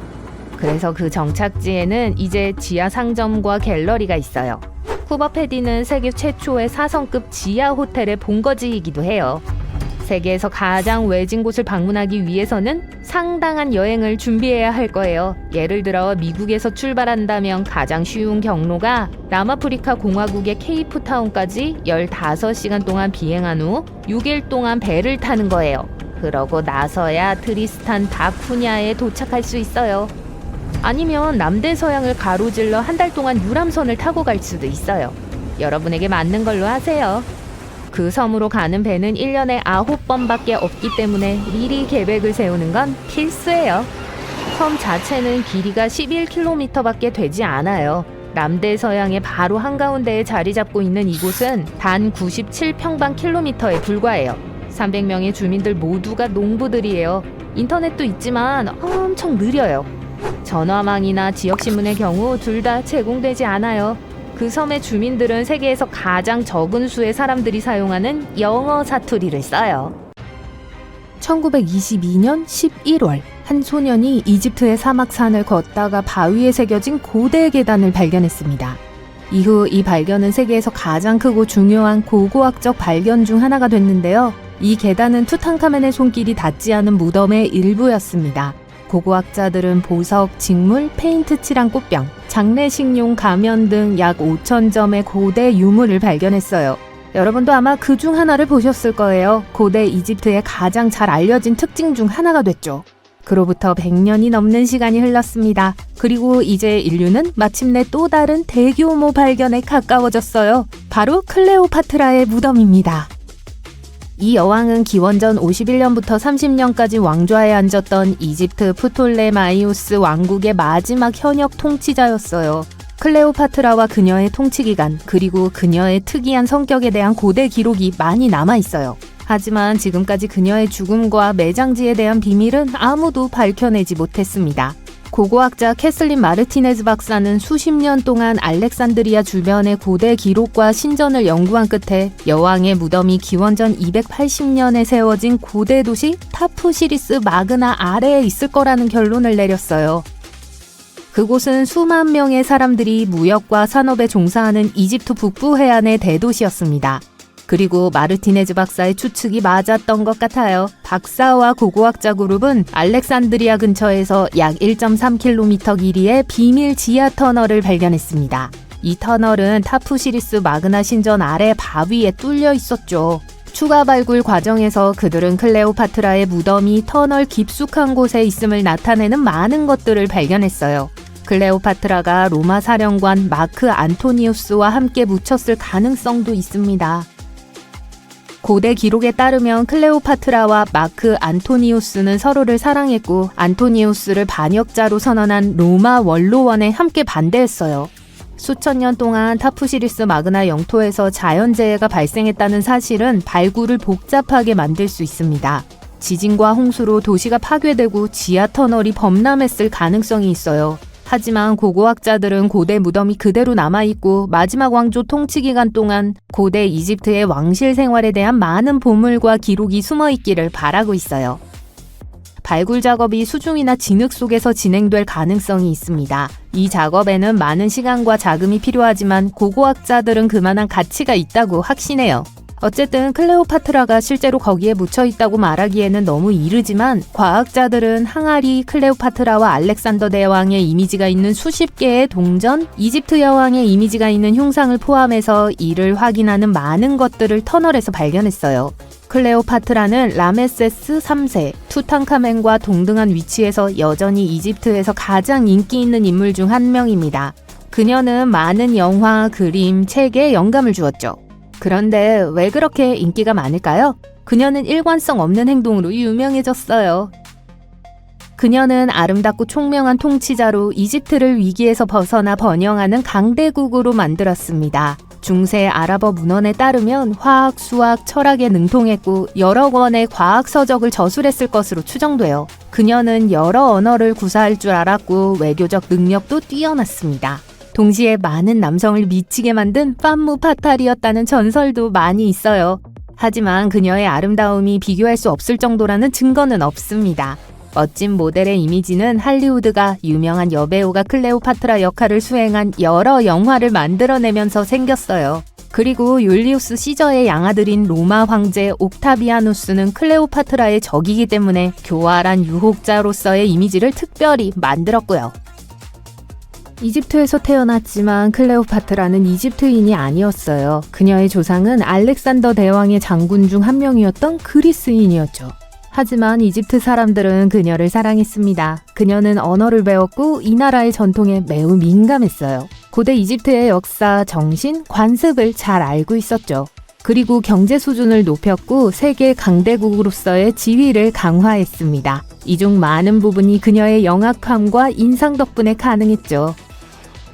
그녀는 연극 공연과 호화로운 축하 행사를 좋아했어요. 사람들을 놀라게 하고 쇼를 하는 방법을 알고 있었습니다. 하지만 사치스러운 애호가의 외향적 이미지 뒤에는 지적이고 계산적인 통치자가 있었어요. 고대 이집트는 부유하고 호화로운 나라였으며 클레오파트라는 부를 늘리고 국제 무대에서 입지를 강화하기 위해 모든 것을 다했어요. 예를 들어 그녀는 한때 동생 프톨레마이오스 13세와 갈등을 겪었는데 여왕은 자신이 그에게 저항할 수 없다는 걸 알았기 때문에 율리우스 카이사르를 자기 편으로 끌어들이기로 결정했죠. 로마 황제는 클레오파트라가 그를 만나고 싶어 했던 알렉산드리아에 도착했습니다. 하지만 프톨레마이오스는 그녀의 계획을 알고 그녀가 카이사르에게 가는 것을 막으려고 했어요. 클레오파트라는 부유하고 시끄럽게 도착하는 대신 눈에 띄지 않게 방문하기로 결정했습니다. 황제의 시종들이 카이사르의 개인 방으로 운반하는 카펫이나 리넨 가방에 몸을 감쌌어요. 카펫에서 나온 클레오파트라는 자신의 아름다움과 결단력으로 로마 황제에게 깊은 인상을 남겼죠. 그 결과 두 사람은 서로 사랑에 빠졌고 가까운 동맹이 됐습니다. 얼마 후 그녀는 외교적 목적으로 또 다른 영향력 있는 로마인에게 깊은 인상을 남겼습니다. 마크 안토니우스를 만나기 위해 그녀는 보라색 돛과 은색 노가 달린 황금 바지선을 타고 도착했어요. 클레오파트라는 아프로디테의 형상을 한 옷을 입고 웅장한 캐노피 아래에 앉았어요. 그녀의 하인들은 큐피드처럼 옷을 입고 부채를 붙이고 향을 태우고 있었고요. 하지만 클레오파트라가 그런 쇼를 만든 데는 이유가 있었어요. 그녀는 안토니우스가 그리스 신화를 숭배하고 자신을 디오니소스의 화신으로 여겼다는 걸 알고 있었거든요. 그 결과 그는 이 여성에게 깊은 인상을 받았고 결국 둘은 결혼하게 됐어요. 클레오파트라는 왕관을 지키고 로마와의 동맹을 강화했으며 안토니우스와 새 자녀를 낳았어요. 이집트에서는 큰 파티를 열고 권력과 함께 부를 누렸어요. 하지만 고위 관리와 이집트 여왕의 관계는 로마에서 스캔들을 일으켰습니다. 옥타비아누스는 권력 투쟁에서 안토니우스의 주요 상대였기 때문에 상황을 악용해서 경쟁자의 명성을 더럽혔어요. 그는 선전을 통해 클레오파트라를 로마 시민들의 눈에 교활한 유혹자로 만들었습니다. 안토니아누스가 그녀의 매력에 굴복했다고 비난했죠. 로마 원로원은 옥타비아누스를 지지하고 클레오파트라를 적으로 규정했습니다. 기원전 33년 안토니우스의 해군과 옥타비아누스의 함대가 충돌하면서 이 갈등은 최고조에 달했어요. 후자가 승리했고 클레오파트라와 함께 이집트로 도망치도록 강요했죠. 일부 기록에 따르면 그들은 알렉산드리아 근처로 피신했다고 합니다. 로마인들에게 쫓긴 그들은 클레오파트라의 궁전 중 하나에 숨어 최후를 맞이했다고 해요.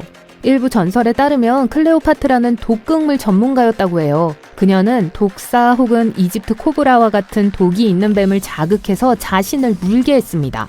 또한 다른 전설에 따르면 독침으로 자기 자신을 찔렀다고 해요. 클레오파트라는 항상 머리빗 안에 독이 든 앰플을 가지고 다녔다는 설이 있어요. 그리고 궁지에 몰리면 바늘에 이 독을 적셔 자신을 찔렀다는 설도 있습니다. 이 중 어느 것도 확실하다고 말할 수는 없어요. 과학자들은 여전히 진실을 알아내려고 노력하고 있어요. 아마도 클레오파트라의 무덤에 도착하면 세상은 그녀의 비극적인 운명에 대해 더 많은 답을 얻을 수 있을 거예요. 그녀는 이집트의 마지막 통치자로 간주됩니다. 그녀가 세상을 떠난 후 옥타비아누스는 궁정과 신전을 약탈하고 로마로 돌아와 황제가 됐어요. 그는 성공적으로 이집트를 통치하고 국경을 확장했습니다. 그의 통치는 75세가 되자 끝났습니다. 클레오파트라와 마크 안토니우스가 해전에서 패하지 않았다면 세계 역사는 달라졌을 거예요. 그런데 여러분은 클레오파트라의 통치와 닐 암스트롱의 달 착륙 사이의 기간보다 여왕의 통치와 기자의 거대한 피라미드 건설 사이 기간이 더 길다는 걸 알고 계셨나요? 암스트롱은 클레오파트라가 탄생한 지 2038년 후인 1969년에 지구 위성에 발을 디뎠습니다. 그리고 피라미드 건설은 기원전 2560년에 이루어졌어요. 고대 이집트의 역사가 얼마나 오래됐는지 상상해보세요. 클레오파트라는 피라미드보다 시간적으로 우리에게 더 가깝습니다. 최근 과학자들이 스톤헨지의 미스테리를 풀 수 있는 놀라운 발견을 했습니다. 그들은 스톤헨지의 거대한 모놀리식 바위인 사르센 바위의 DNA 깊숙한 곳에 숨은 무언가를 발견했습니다.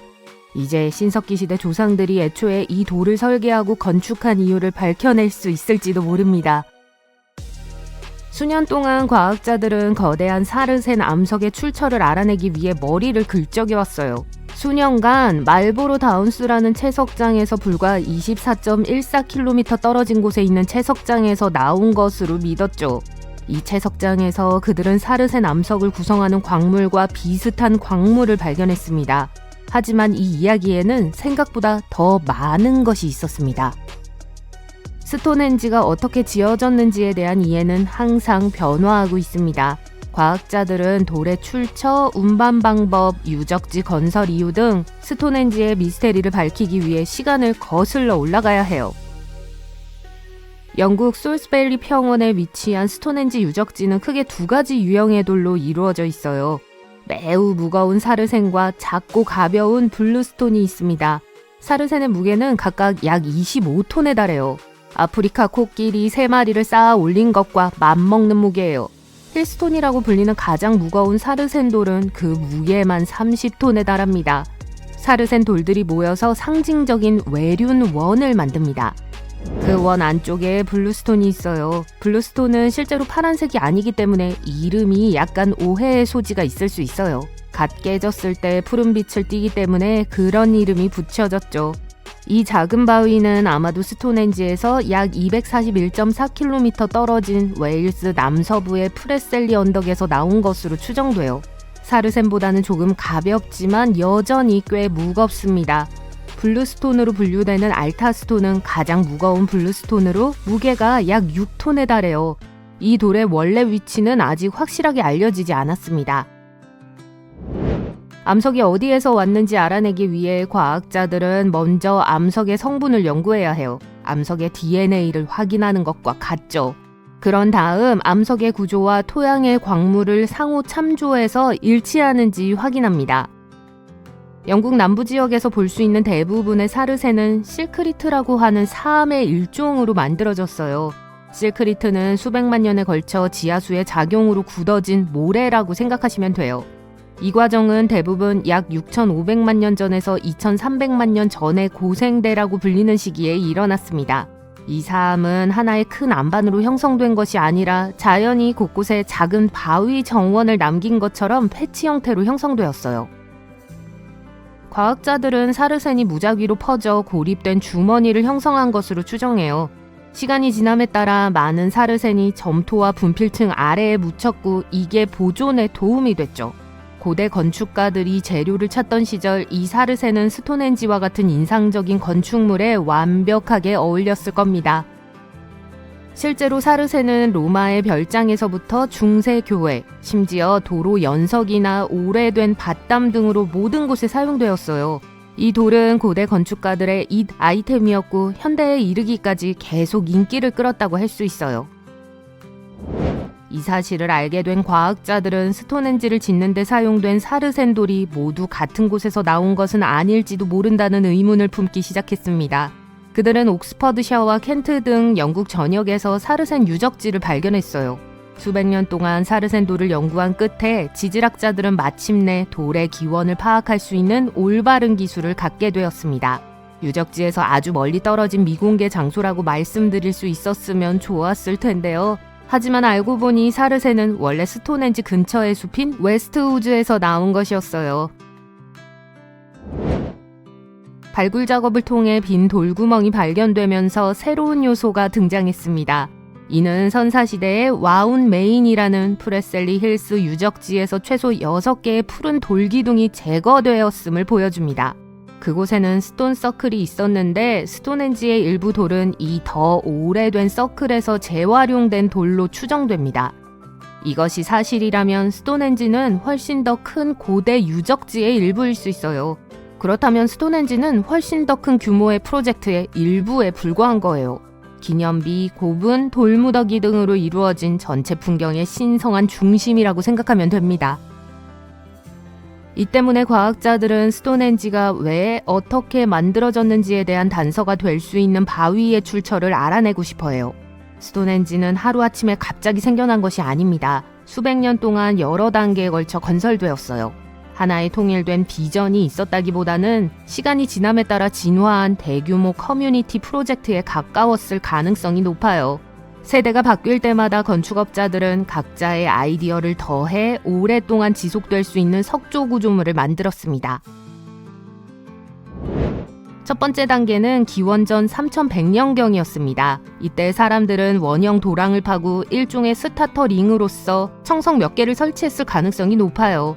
나중에 사르센을 추가하고 그 위에 수평돌을 얹어 오늘날 우리가 볼 수 있는 유명한 아치, 일명 삼석탑을 만들었죠.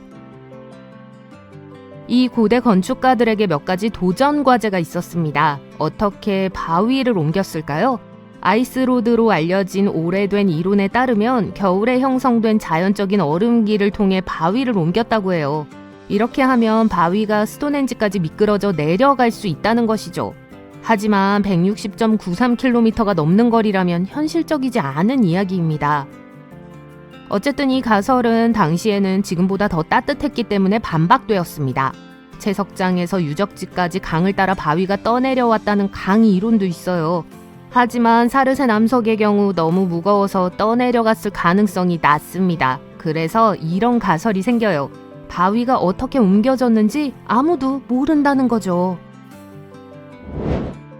스톤헨지에서 이루어진 모든 연구에서 또 다른 흥미로운 과학적 사실이 발견되었어요. 최근 스톤헨지의 돌을 레이저로 조사한 결과 다양한 석재 작업 방식이 사용되었으며 기념비의 일부가 다른 부분보다 더 세심하게 마감된 것으로 밝혀졌습니다.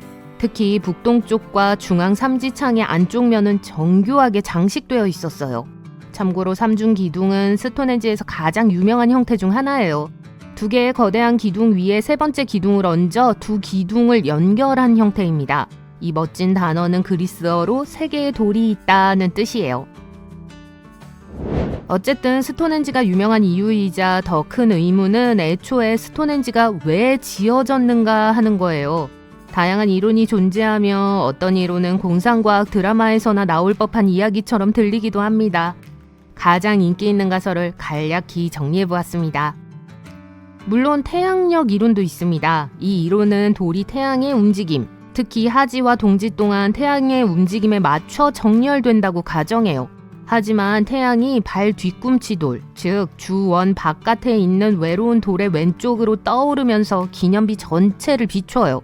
어떤 사람들은 이날이 고대 버전의 달력이라고 말하기도 하는데 1년 중 가장 길고 짧은 날을 표시하는 날이기도 해요. 일부 고고학자들은 스톤헨지가 고대의 치유센터였을지도 모른다고 생각합니다. 치유력이 있다고 믿었던 사람들에 의해 부서진 블루스톤 조각이 발견되기도 했어요. 사람들은 병을 치료하기 위해 전 세계에서 스톤헨지로 여행을 왔다는 설이 있습니다. 스톤헨지가 있을 만한 곳이었다는 추측이 있습니다. 고대의 모임 장소라고 생각해보세요. 일부 증거에 따르면 먼 지역의 공동체들이 모임, 축제, 의식을 위해 스톤헨지를 찾았다고 해요. 유적지 근처에서 발견된 뼈를 연구한 결과 영국 전역에서 온 것으로 보아 선사시대 만남의 장소였음을 알 수 있습니다. 페루 이카 계곡의 바위 틈에서 예상치 못한 흥미진진한 것이 발견되었습니다. 약 4천만 년 전에 살았던 아주 오래된 고래의 뼈였어요. 처음에는 발견된 뼈가 너무 크고 모양이 이상해서 사람들은 그저 거대한 바위를 보고 있다고 생각했을 뿐 아무도 감탄하지 않았습니다. 거대한 바위도 멋지지만 고대 페루 해안을 따라 돌아다니던 매우 큰 고대 동물의 뼈라는 사실을 알게 된 후 상황은 훨씬 더 좋아졌어요.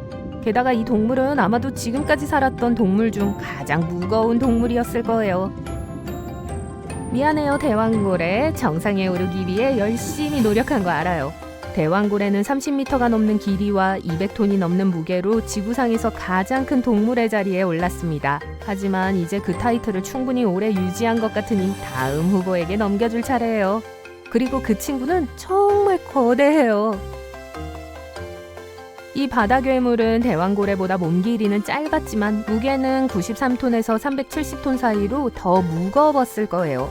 만일 더 높은 예상 무게에 가깝다면 페루세투스는 지구에 살았던 것으로 알려진 동물 중 가장 큰 동물이 될 겁니다.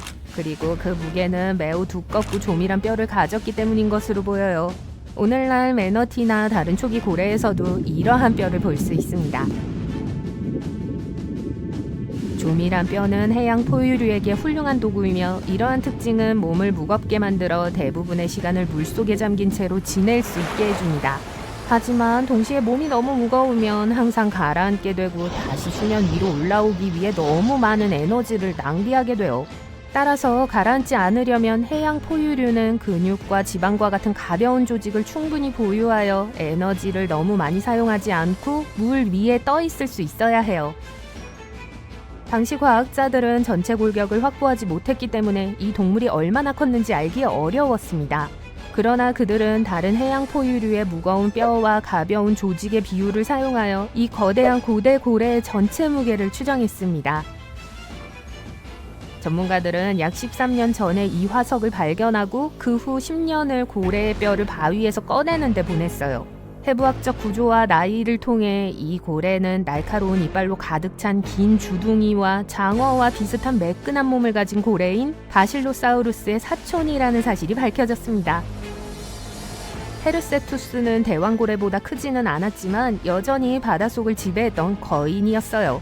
현대의 고래와 달리 이 고대 고래는 더 큰 먹이를 노리는 포식자였을 가능성이 있어요. 그리고 이것은 고래의 역사를 바라보는 관점에도 변화를 가져왔습니다. 과학자들은 이 거대한 생물이 약 500만 년 전에 작은 생물을 많이 잡아먹기 시작하면서 정말 커졌다고 생각했었죠. 하지만 여기 그 이전에도 거대 고래가 존재했다는 증거가 있어요. 이 고래가 어떻게 거대한 몸을 지탱하기에 충분한 먹이를 찾을 수 있었는지는 여전히 불분명합니다. 게다가 이 고대 생물이 정확히 무엇을 먹었는지 알기는 아직 어려워요. 몸집이 꽤 컸고 헤엄을 잘 치지는 않았기 때문에 얕은 바다에서 먹이를 찾았을 가능성이 있어요. 아마 각각류, 조개 또는 모래 속에 숨어있는 다른 작은 동물을 먹었을 거예요. 한 가지 가설은 이 동물이 죽은 동물을 먹어치우는 청소부였다는 것입니다. 사막에서 해양동물을 발견하는 건 그리 드문 일이 아닙니다. 사막의 대부분은 예전에는 물로 덮여 있었기 때문이죠. 아프리카의 사하라 사막은 완벽한 예입니다. 약 5천만 년에서 1억 년 전만 해도 이곳은 건조한 사막이 아니라 사하라 횡단 해로라고 불리는 얕은 바닷물이 흐르는 곳이었죠. 물론 지금은 땅이 젖지 않지만 그 지역에 살았던 사람들은 사막에서 오래된 조개 껍데기를 발견했기 때문에 그 사실을 알고 있었어요. 바다는 수심이 약 50m로 수영하기에 적당한 수준이었어요. 어떤 사람들은 이 지역이 햇빛이 많고 수심이 얕은 현대의 푸에르토리코와 같은 모습이었다고 말하기도 해요. 맹그로브 숲은 물론 달팽이와 조개와 같은 연체동물로 덮인 해저도 흔히 볼 수 있었어요. 바다가 마르고 남은 해양 퇴적물에는 다양한 화석들이 가득합니다. 그리고 고대 수중세계에 살았던 동물들은 그리 친근해 보이지 않았어요. 게다가 그들은 현대의 친척들보다 훨씬 컸기 때문에 보통 크기의 인간은 한 끼 식사는커녕 간식거리밖에 되지 않았을 거예요. 일반적으로 작은 섬에 사는 동물은 본토의 친척보다 훨씬 더 커질 수 있습니다. 이를 섬 거대화라고 부르는데 섬에는 자원이 더 많거나 포식자가 적기 때문에 이런 현상이 발생해요. 사하라 횡단 해협에도 같은 일이 일어났을까요? 실제 섬은 아니었지만 물이 드나들면서 작은 물주머니가 생겼을 거예요. 그리고 이 물주머니의 특정 조건이 동물이 더 크게 성장하는 데 도움이 되었을 수 있어요. 지금은 더 이상 존재하지 않는 거대한 바다뱀, 메기, 물고기가 있었을 수 있어요. 그중 하나는 턱이 엄청나게 강해서 딱딱한 것을 먹거나 조개 껍질을 부수는 데도 사용했어요. 그 이빨을 보면 다른 동물들이 두려워할 만한 사나운 포식자였음을 알 수 있습니다. 그들은 일부 피라냐처럼 식습관에 있어서도 약간의 변화를 겪었습니다. 상어, 악어, 코끼리의 고대 친척과 같은 대형 포식자가 존재하던 시절에는 먹이 사슬의 최상위에 올라가기 위한 경쟁이 장난이 아니었어요. 사하라 사막은 여러 단계를 거쳤어요. 타임머신을 타고 약 6,000년 전 지구에서 가장 큰 뜨거운 사막을 들여다볼 수 있다면 모래와 열기로 고생할 필요가 없었을 거예요. 푸르고 울창한 숲속을 산책하는 기분 좋은 경험을 할 수 있었을 거예요. 과거에 그 지역에 살았던 사람들은 오늘날 사하라 사막에서 볼 수 있는 낙타, 모래 언덕, 정갈 등을 동굴벽에 그림으로 남기지 않았어요. 대신 악어를 그렸습니다. 이는 사하라 사막에 이렇게 크고 무서운 동물이 살기에 충분한 물과 식물이 있었다는 추가적인 증거입니다. 약 30억 년 전만 해도 지구는 대부분 물로 덮여 있었을 거예요. 오늘날에는 표면의 약 71%가 물로 덮여 있어요. 하지만 지구는 예전에는 대륙이 전혀 없고 섬만 흩어져 있는 거대한 바다 세계였던 것으로 보여요. 과학자들은 서호주에서 열수 통풍구라고 불리는 바다 밑 깊은 곳에서 형성된 특별한 암석을 연구했습니다. 이를 더 잘 설명하기 위해 두 가지 일반적인 산소 유형인 O16과 O18을 언급할 필요가 있어요. O18은 중성자가 더 많기 때문에 더 무거워요. O16는 물에서 더 쉽게 증발해요. 그리고 연구원들은 오래된 해저를 연구하면서 오늘날의 바다보다 더 많은 양의 O18을 발견했습니다. 이를 통해 고대 지구는 오늘날 지구보다 건조한 땅이 적었다는 사실을 깨달았어요. 호주는 오래전에는 큰 동물과 울창한 열대우림이 있는 아름다운 곳이었기 때문에 이러한 연구를 수행하기에 좋은 장소예요. 하지만 시간이 지나면서 땅이 건조해졌고 호주에는 빅토리아 대사막과 같은 사막이 더 많이 생겼어요. 열대우림은 대륙의 가장자리에만 남게 되었죠. 전 세계 사막에서 일어나는 현상을 사막화라고 합니다. 사막화란 식물이 자라기에 좋았던 땅이 사막 또는 이와 유사한 곳으로 변하는 걸 말해요. 지구는 시간이 지남에 따라 기후와 함께 변화합니다. 하지만 사막화는 채굴, 농사, 도시건설과 같은 인간의 활동으로 인해 발생하기도 해요. 땅이 사막으로 변하면 더 이상 사람과 동물을 지탱할 수 없기 때문에 문제가 돼요. 식량이 자라지 않고 깨끗한 물이 부족해지며 동물들은 삶의 터전을 잃게 돼요. 이 문제를 해결하기 위해 많은 국가가 동의한 계획이 있습니다. 그들은 농부들과 협력하여 땅을 돌보고 손상된 지역을 고치고 물을 더 잘 관리하여 궁극적으로 지구를 더 살기 좋은 곳으로 만들기로 결정했어요.